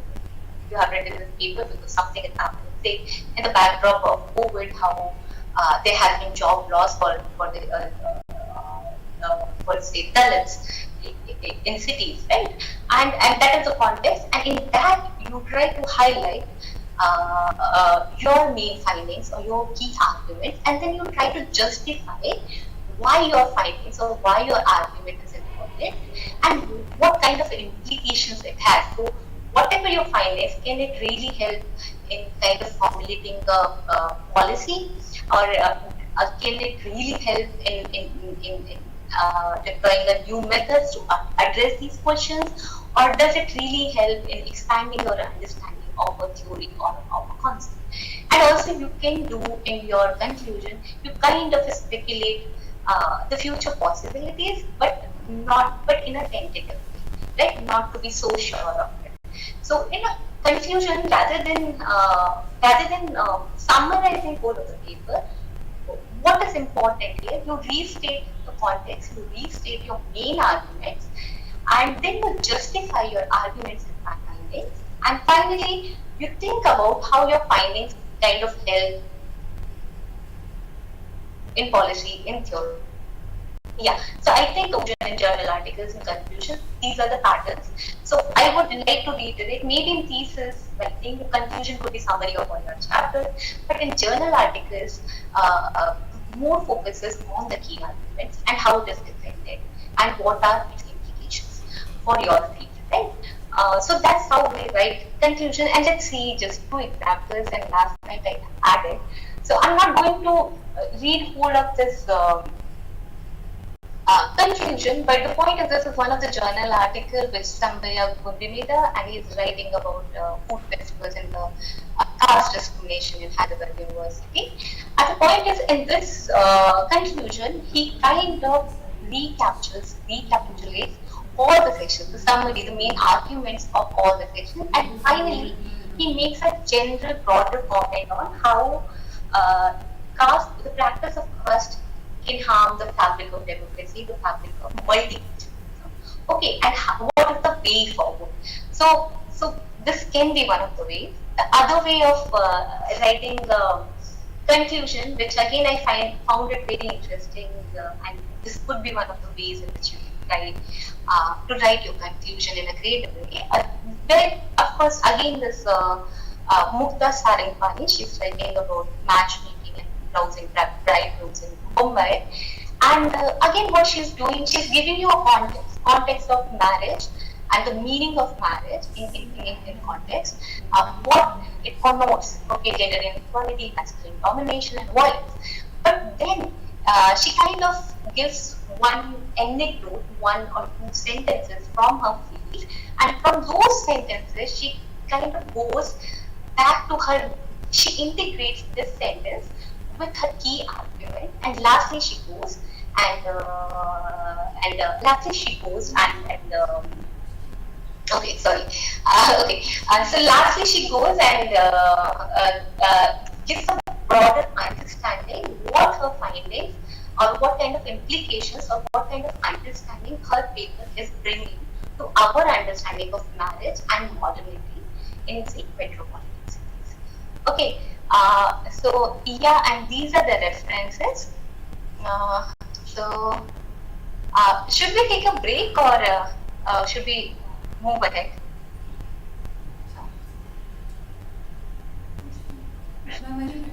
Ma'am, I think we can take a short break and then we come back. Okay, should we take a 5-minute break and then we can get to this activity of try to write a title and answer? Sure. Yeah. Okay, so let's meet in 5 to 7 minutes or 10 minutes. Yeah, 5 minutes. Yeah, 5 minutes is fine.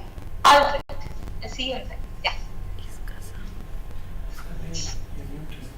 The graduate research meet was. Who else is there? Abhilasha coming back? I don't know where it's coming back from, but it's some coming. क्या? No.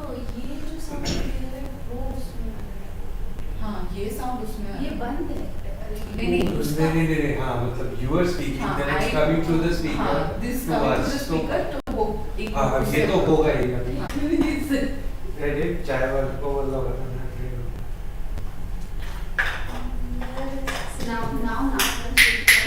now तो slides खत्म ही ना तो वही तो नहीं अभी question answer slide अभी हो रहा है who is doing this she is only doing it अच्छा she's not okay is it I mean क्या annotation का section it's so ये ना exercise this is an exercise in what do we do in that क्या exercise है अभी writing exercise जिसको चाहिए वो लेकर आ जाओ ना I just ask her question about और उनका mic on है उनका mic on तो आप अगर कर सकते हैं अगर उस स्पीकर में बात करें तो should I put it ये ना laptop की जो presentation है दूसरा है ये कि poster because we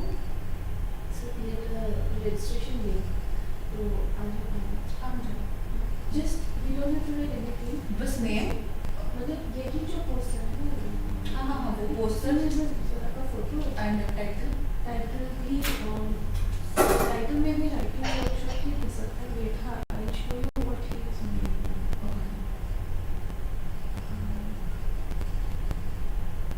आज रात तक उन्होंने बोला ये एब्स्ट्रैक्ट और देंगे, सो मे बी तो कल उसका कल साइज का जैसे वो जस्ट कॉपी पेस्ट कर देने से हो जाएगा। If everything is ready like the form हाँ सब रेडी।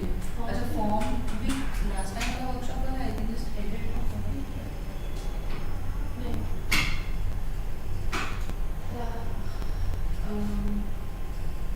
रजिस्ट्रेशन फॉर्म है इसका। गूगल फॉर्म भी बना लेंगे लाइक जस्ट नेम। हाँ जस्ट नेम, हमारे बीच में तो नेम ऐसे अब सिर्फ नेम तो नहीं रख सकता ना, नेम रोल नंबर। ऑल्सो ये कि उनको सिर्फ 20 to 22 पार्टिसिपेंट्स चाहिए। तो we will have to be like early bird, first ऐसा वाला जैसे कुछ फर्स्ट कम फर्स्ट सर्व। तो रजिस्ट्रेशन उस वजह से चाहिए। और अगर हमारे बीच में से पार्टिसिपेशन कम होगा तो मास्टर्स के लिए भी ओपन करना पड़ेगा। आई थिंक 2022 तो आगे जाएंगे। मास्टर्स के पास राइटिंग को सैंपल में है, और जो गुवाहाटी में है, जो प्रेजेंटर्स गुवाहाटी में है, उन लोगों के लिए open है। लेकिन रोज मास्टर्स के लिए नहीं रखेंगे, पीएचडी में सबमिट करना, बट पार्टिसिपेंट्स को मिल जा सकता है इसमें। लेकिन it's an offline thing and if you are around you are most welcome to join. तो वो कल हम लोग करेंगे 1 वीक का तो वो रहना पड़ेगा। they have to come with their drafts, वो सब भी लिखना है एक्चुअली में। ठीक है, वो शिल्पा इस हाँ, Shilpa will do the mail. I will pass you the mail.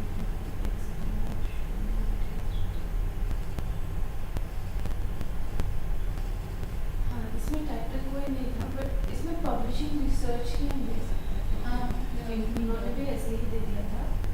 और 13 को 3:33 हो आज जैसा 3 to 5 2 घंटा तो लगा है। 13th no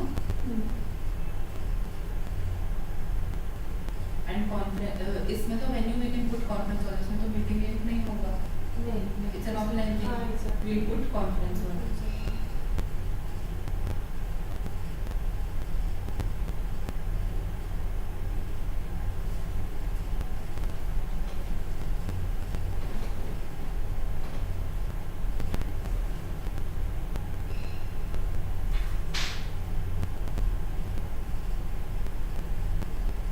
चले क्या वापस चले वापस मीटिंग में तो नहीं है चाहिए ना 5 minutes 5 मिनट से होगा। over. Ma'am you can start कैसे she is not reading the message board में पड़ेगा Not sure if it's that easy. ऐसे should be start board.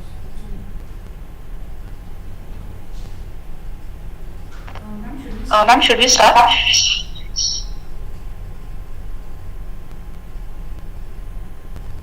Yeah, so as I see, like we don't have much of a time. We only have 40 minutes. So I think exercise will again require another 30 minutes. I was hoping that we get 30 minutes for the exercise. So should we move on to Q&A, or maybe I can request the students to try write an abstract and the title and send it to me, so I can give a feedback or something like that, because I'm seeing we hardly have 20 minutes now.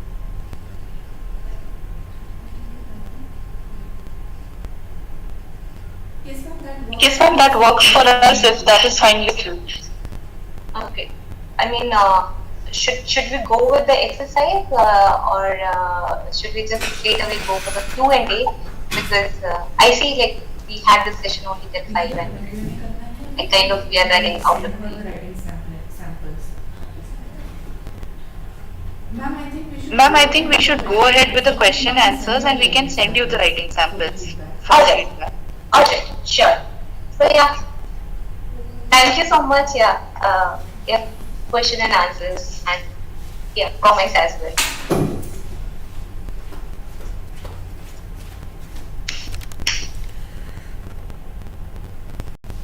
So we have opened the session for Q&A segment. Now the participants are invited to unmute or write their questions. Unmute yourself and start asking your questions directly to the speaker, or can also write the questions.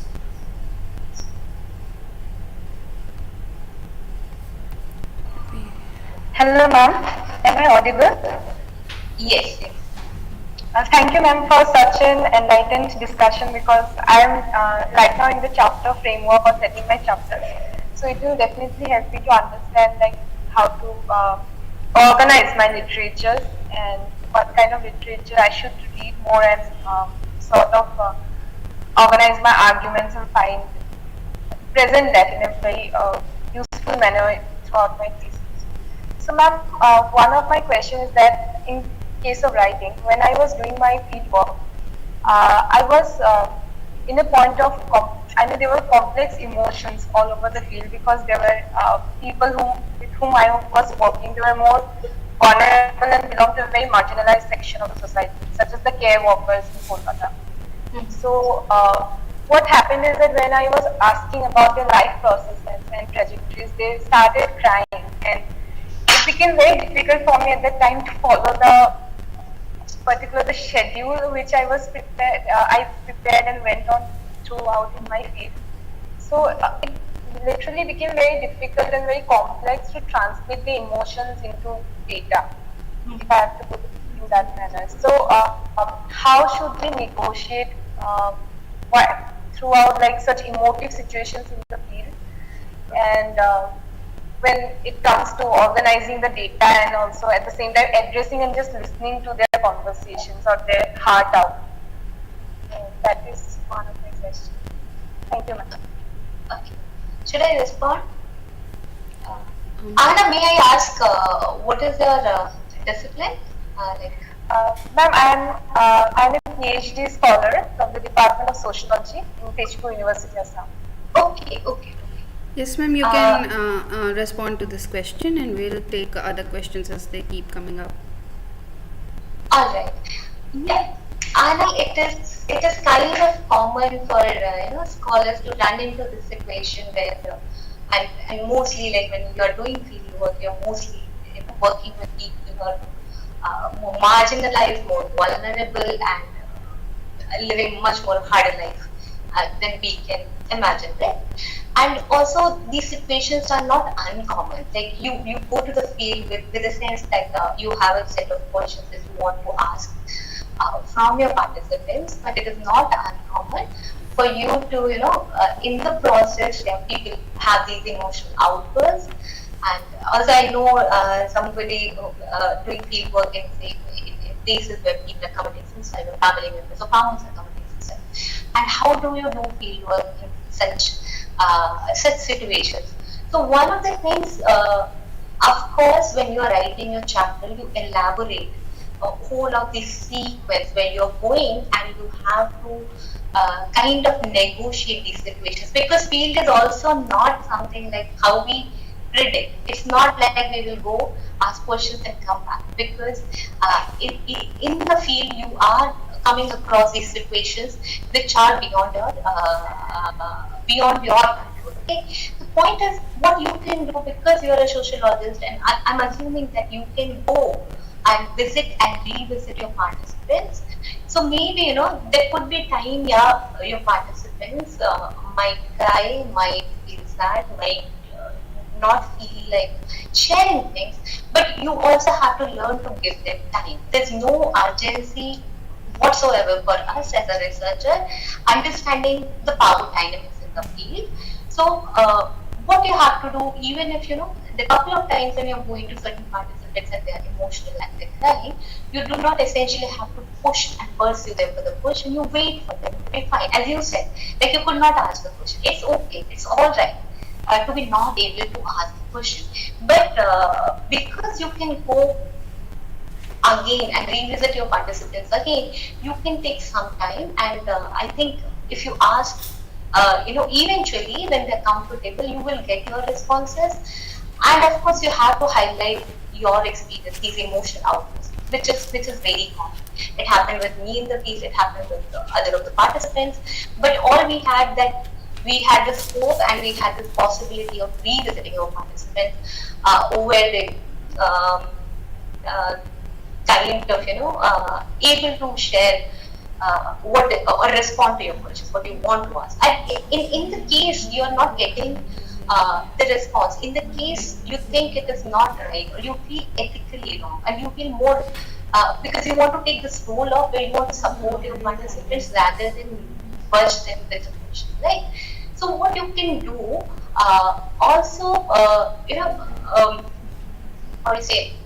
Uh, I missed the point. The point is, there's absolutely no necessity by causing emotional trauma to your participants. Okay, so you describe all these instances, and if the participants are not comfortable, it's all right not to have questions or not to ask them those questions. You can find other set of participants who would be maybe in a better position to ask to respond to your questions, and you yeah, and I mean that's what I see, and that's what I would suggest. But that itself, rather than pushing them for your questions or for the response, you yourself would look at this whole experience as a form of data where you can take it for your analysis and information. Because our expectations from the field and from all the participants should also not be homogeneous. Not to expect that every participant is same and they're going to do it. Okay.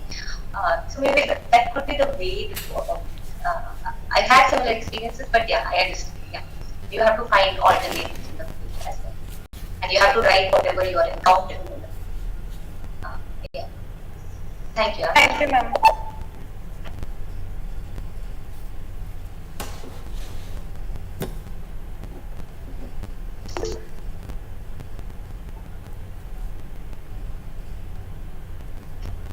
Okay. Go ahead.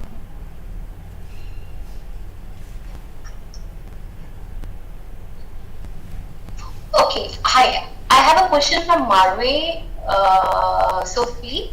Okay. So, Marve, I think a question is very, very important and crucial. As I suggested, abstract is more about a more kind of a summary of your paper, and you have to, if you can have this structure of like giving that giving the sense of what literature is saying, what are the gaps, what are your key findings, and how it is going to affect the larger body of the knowledge or the existing literature. That should be fine.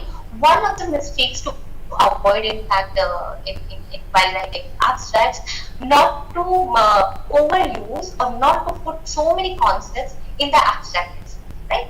Even say if you're going to explain the concept of class, or you're going to explain the concept of something like capitalism, right? What you're going to do, you can just refer it, but do not start explaining the concept there itself. You give a sense of, okay, this is what I'm going to, or what should I expect in the paper, but do not start explaining these concepts. Do not use too many complicated words in the paper. And even when you're trying to write research lab or trying to write what you're finding, write it in one or two sentences. Do not start elaborating, because abstract is just an entry point. Abstract is just an invitation for your reader to get a sense of what to expect from your paper. So, of course, for sure, avoid jargons, avoid using too many complicated words, avoid using dense sentences. And one of the important things, the most difficult thing in writing is to write in a simpler language, which is lucid, which is comprehensible. So try to also simplify your writing in the process. Always, because when you are writing, you think it makes sense to everyone, but try to share it with others. Does it make sense to others? So the hardest job in writing is, in fact, to write in simple language. So do not spend too much time on any one of the components. Do not give too much time to say, like, you start elaborating your findings in 5 sentences. Abstract, do not do. Just do in 2 sentences. Give a sense of gap in 1 sentence, and avoid jargons, and avoid explaining the concepts and theories in the abstract itself. Okay. Shilpa has a question. How do we include the perception of respondents of us in the data? Can you include? Can you include? Of course, Shilpa, we can. And one of the things when you will be writing your thesis, in your first chapter, maybe your introduction, where you will be talking about your methods and research questions, methods, and methodology. As a researcher, all of us who are going into the field, we have to write your own identity, the intersectionality of your identity, in what role, in what social categories you have entered into the field, right? And how people are going to perceive. Because again, I'm reiterating, most often than not, researchers, there's a power imbalance between the researcher and the participant. So think of me when I went to the field. I'm like a quote unquote modern urban educated woman, upcast woman who is doing research among or with the kids, and it is very important for me to always keep in mind. And in the process, you're trying to build a rapport, and you have to build a rapport because your participants also hold certain kind of perceptions and ideas, right? So you have to write that how do you, if suppose your participants think of you a very inaccessible person, or they think because you're too rich or because you are too educated, they do not feel comfortable with you. You have to write this. This is how, when you're writing, how you try to build rapport, it is also about you try to build this rapport, or you spend too much time in building rapport, because it is also about the way your participants are perceiving you. And how do they perceive you? Depending upon that, you will get the kind of data. Now think of a field where, like, instead of me, a white woman from Europe goes into the field. The kind of data that woman might receive would be completely different from what I have received. Or the kind of a data, say, a black woman who enters into my field, and then the way she will be perceived, the kind of data she will receive, it is going to be very different. So in your thesis, in the introduction, you have to write your understanding of your subject position, and you have to write about all these negotiations. So yes, you have to mention and highlight all of this. Okay. Varsha has a question.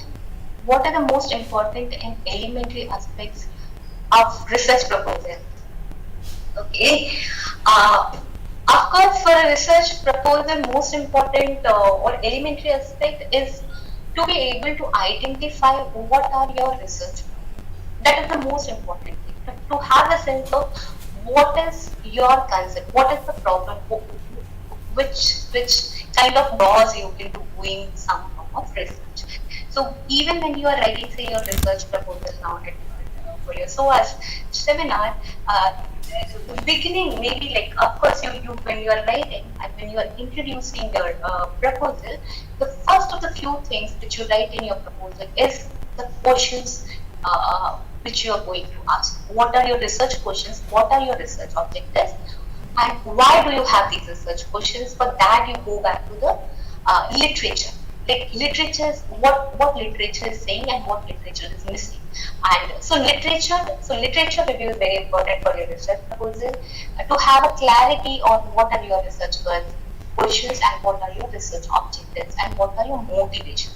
These are very, very crucial aspects when you are writing a research proposal, because when you have clarity not only on your questions, you should also be able to justify why your questions are worthy of pursuing or worthy of research. So those are the important components when you are thinking and writing your research proposal.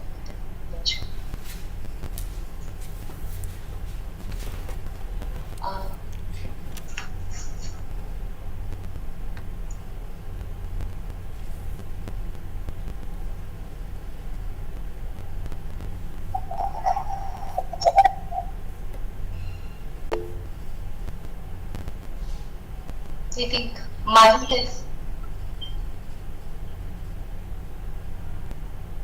Sorry, this question.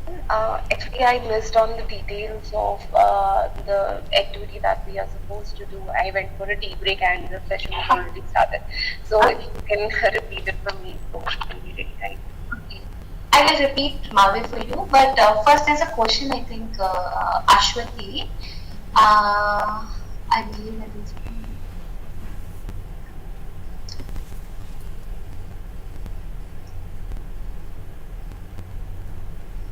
Okay, Ashwati, I'm like, I am the person like technologically lagging far behind.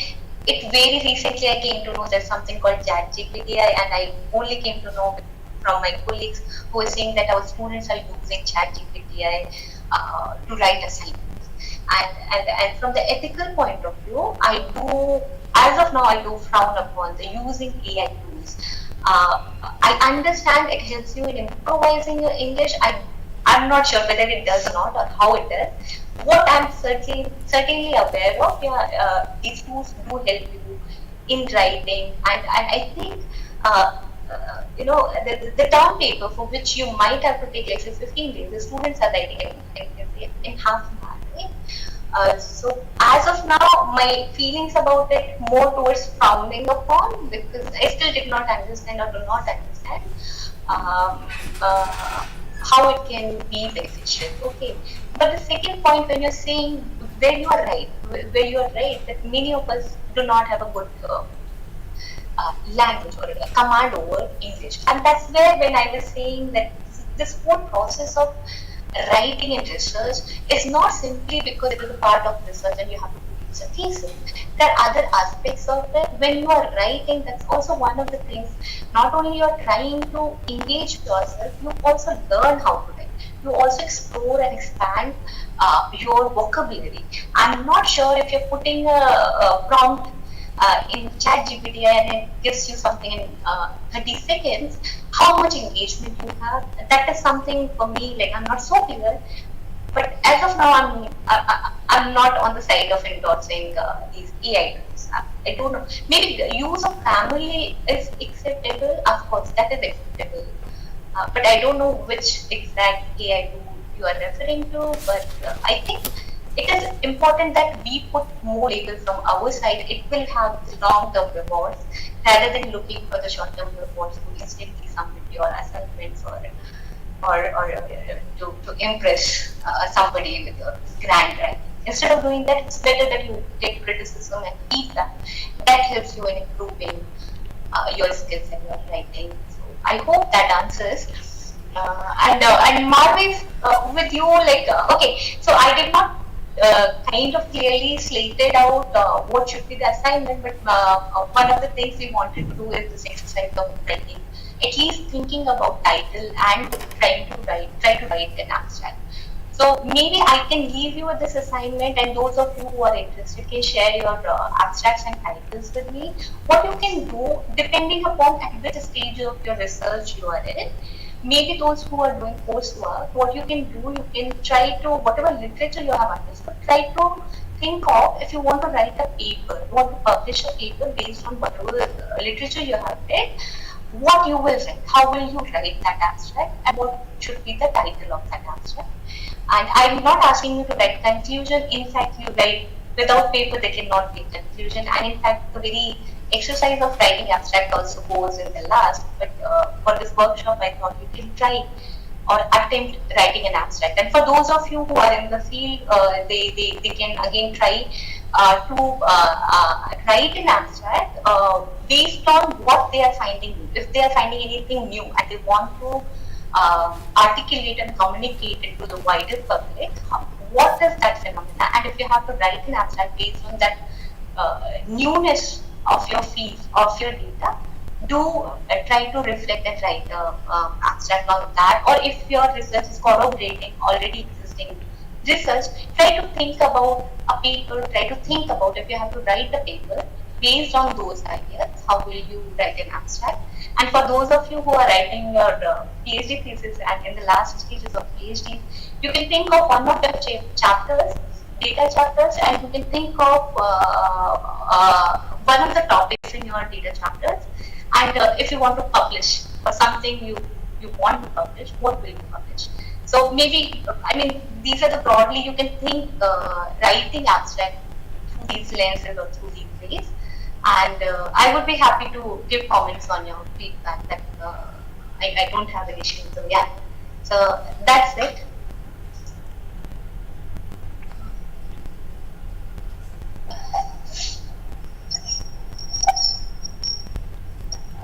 Are there any more questions with the participants? We still have some 5 minutes.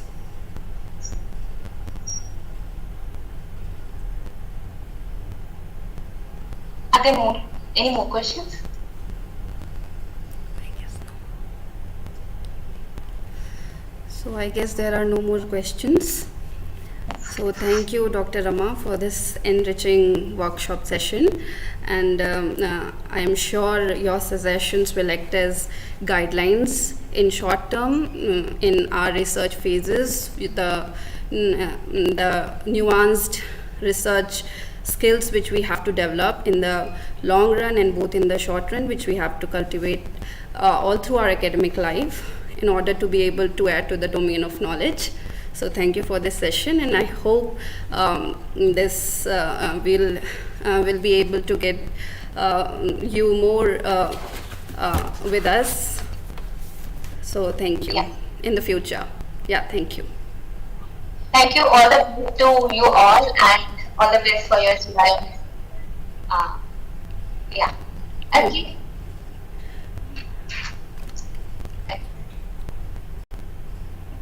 Bye. Oh, goodbye, ma'am. Thank you. Goodbye. Good evening. Yeah. All the best. Thank you so much.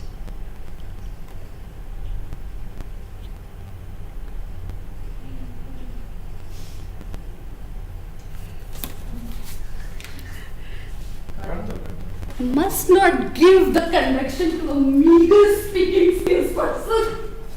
My God. Yeah, stay to that. Madam will have you. Yes, child. आपने लिखा था तो cultivation और knowledge production तो बोल ही दिया था मतलब it was the bridging words it was नहीं वही तो देखिए बड़े वर्ड्स तो आ ही गए थे उनको कनेक्टिंग ही तो कनेक्ट करना तो हो जाए दो चार बार और बोलिए जीआरएम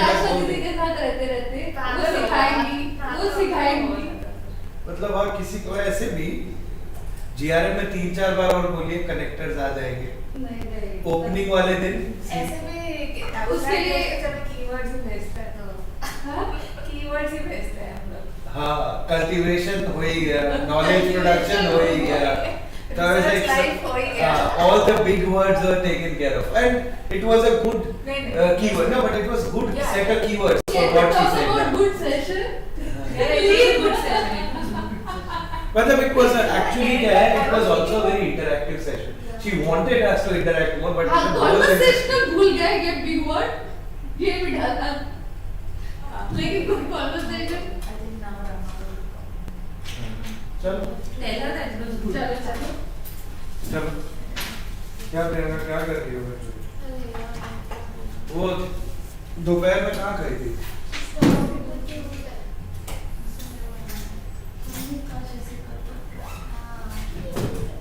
कलर तीस बोला है कलर करो कुछ है ही नहीं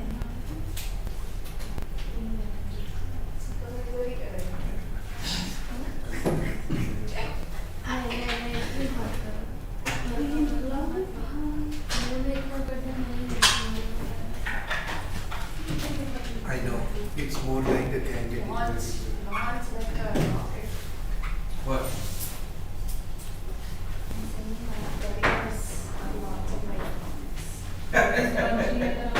our careers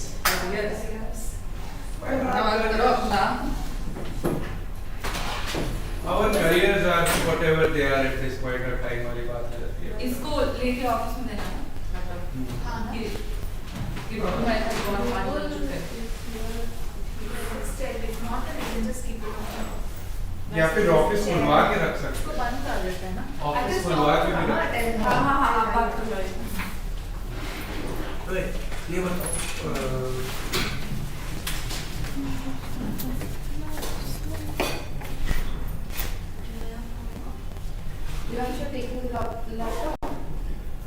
नहीं, ये लाइव स्ट्रीम कैसे बंद करना है, वो बंद कैसे करेंगे? शीट, हाँ बुला दो ना, मेरे से गलती से वो क्रोम विंडो बंद हो गई। नहीं देने जाना, ये तो सुबह गया।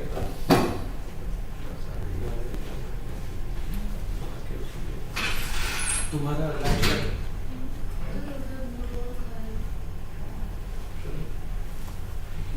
मैं जाऊँगा,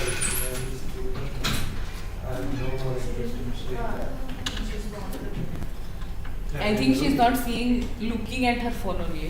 No, she is, but she said, I'll just call you back. And it's my love position here. She's like so tired. हाँ, बोलने में तो बढ़ता तो तब ये हो ही जाता है। हाँ, it was very conversation like, पता है, अगर हम लोग इसको और थोड़ा माने हो नहीं पाता है, but it was very conversation. अरे the thing is कि कल किसी मास्टर स्टूडेंट का मेल आया ना कि they have classes till 5. पहले पता होता तो we would have postponed it, or because it was mainly for them तो. वो was it? No, it was mainly. I thought it was for us. वो procrastination वाली जो बात है, मेरा पूरा सेमेस्टर डिफाइन करता है वो पहला 5 मिनट। वो तो बहुत ही पर्सनल टाइप था। Illusion, exactly. Illusion and procrastination. क्योंकि हम मतलब ये सच है, मतलब ये परम सत्य है कि कोई सीनियर को बुला जो कि इस फ्रैंकनेस से बोल पाए, एंड एक फॉर्मेलिटी से भी, मतलब एक फॉर्मल वो भी था इसमें, पर आल्सो कि भाई अभी 2 साल हुआ है, मतलब वही मेरे को आता नहीं है तो I did not do anything. Just close it ना, ये तो हो गया ही, दैट वाज फॉर ये ना। अभी तो हमें डिस्कनेक्ट करना है। क्या रूबुल को बुलाने जाना है क्या? नहीं, वर्षा देखने के लिए शायद। ओह, तब फिर क्यों ही छूटे, जब रूबुल आएगा तो करेगा, नहीं आएगा तो प्रॉब्लम।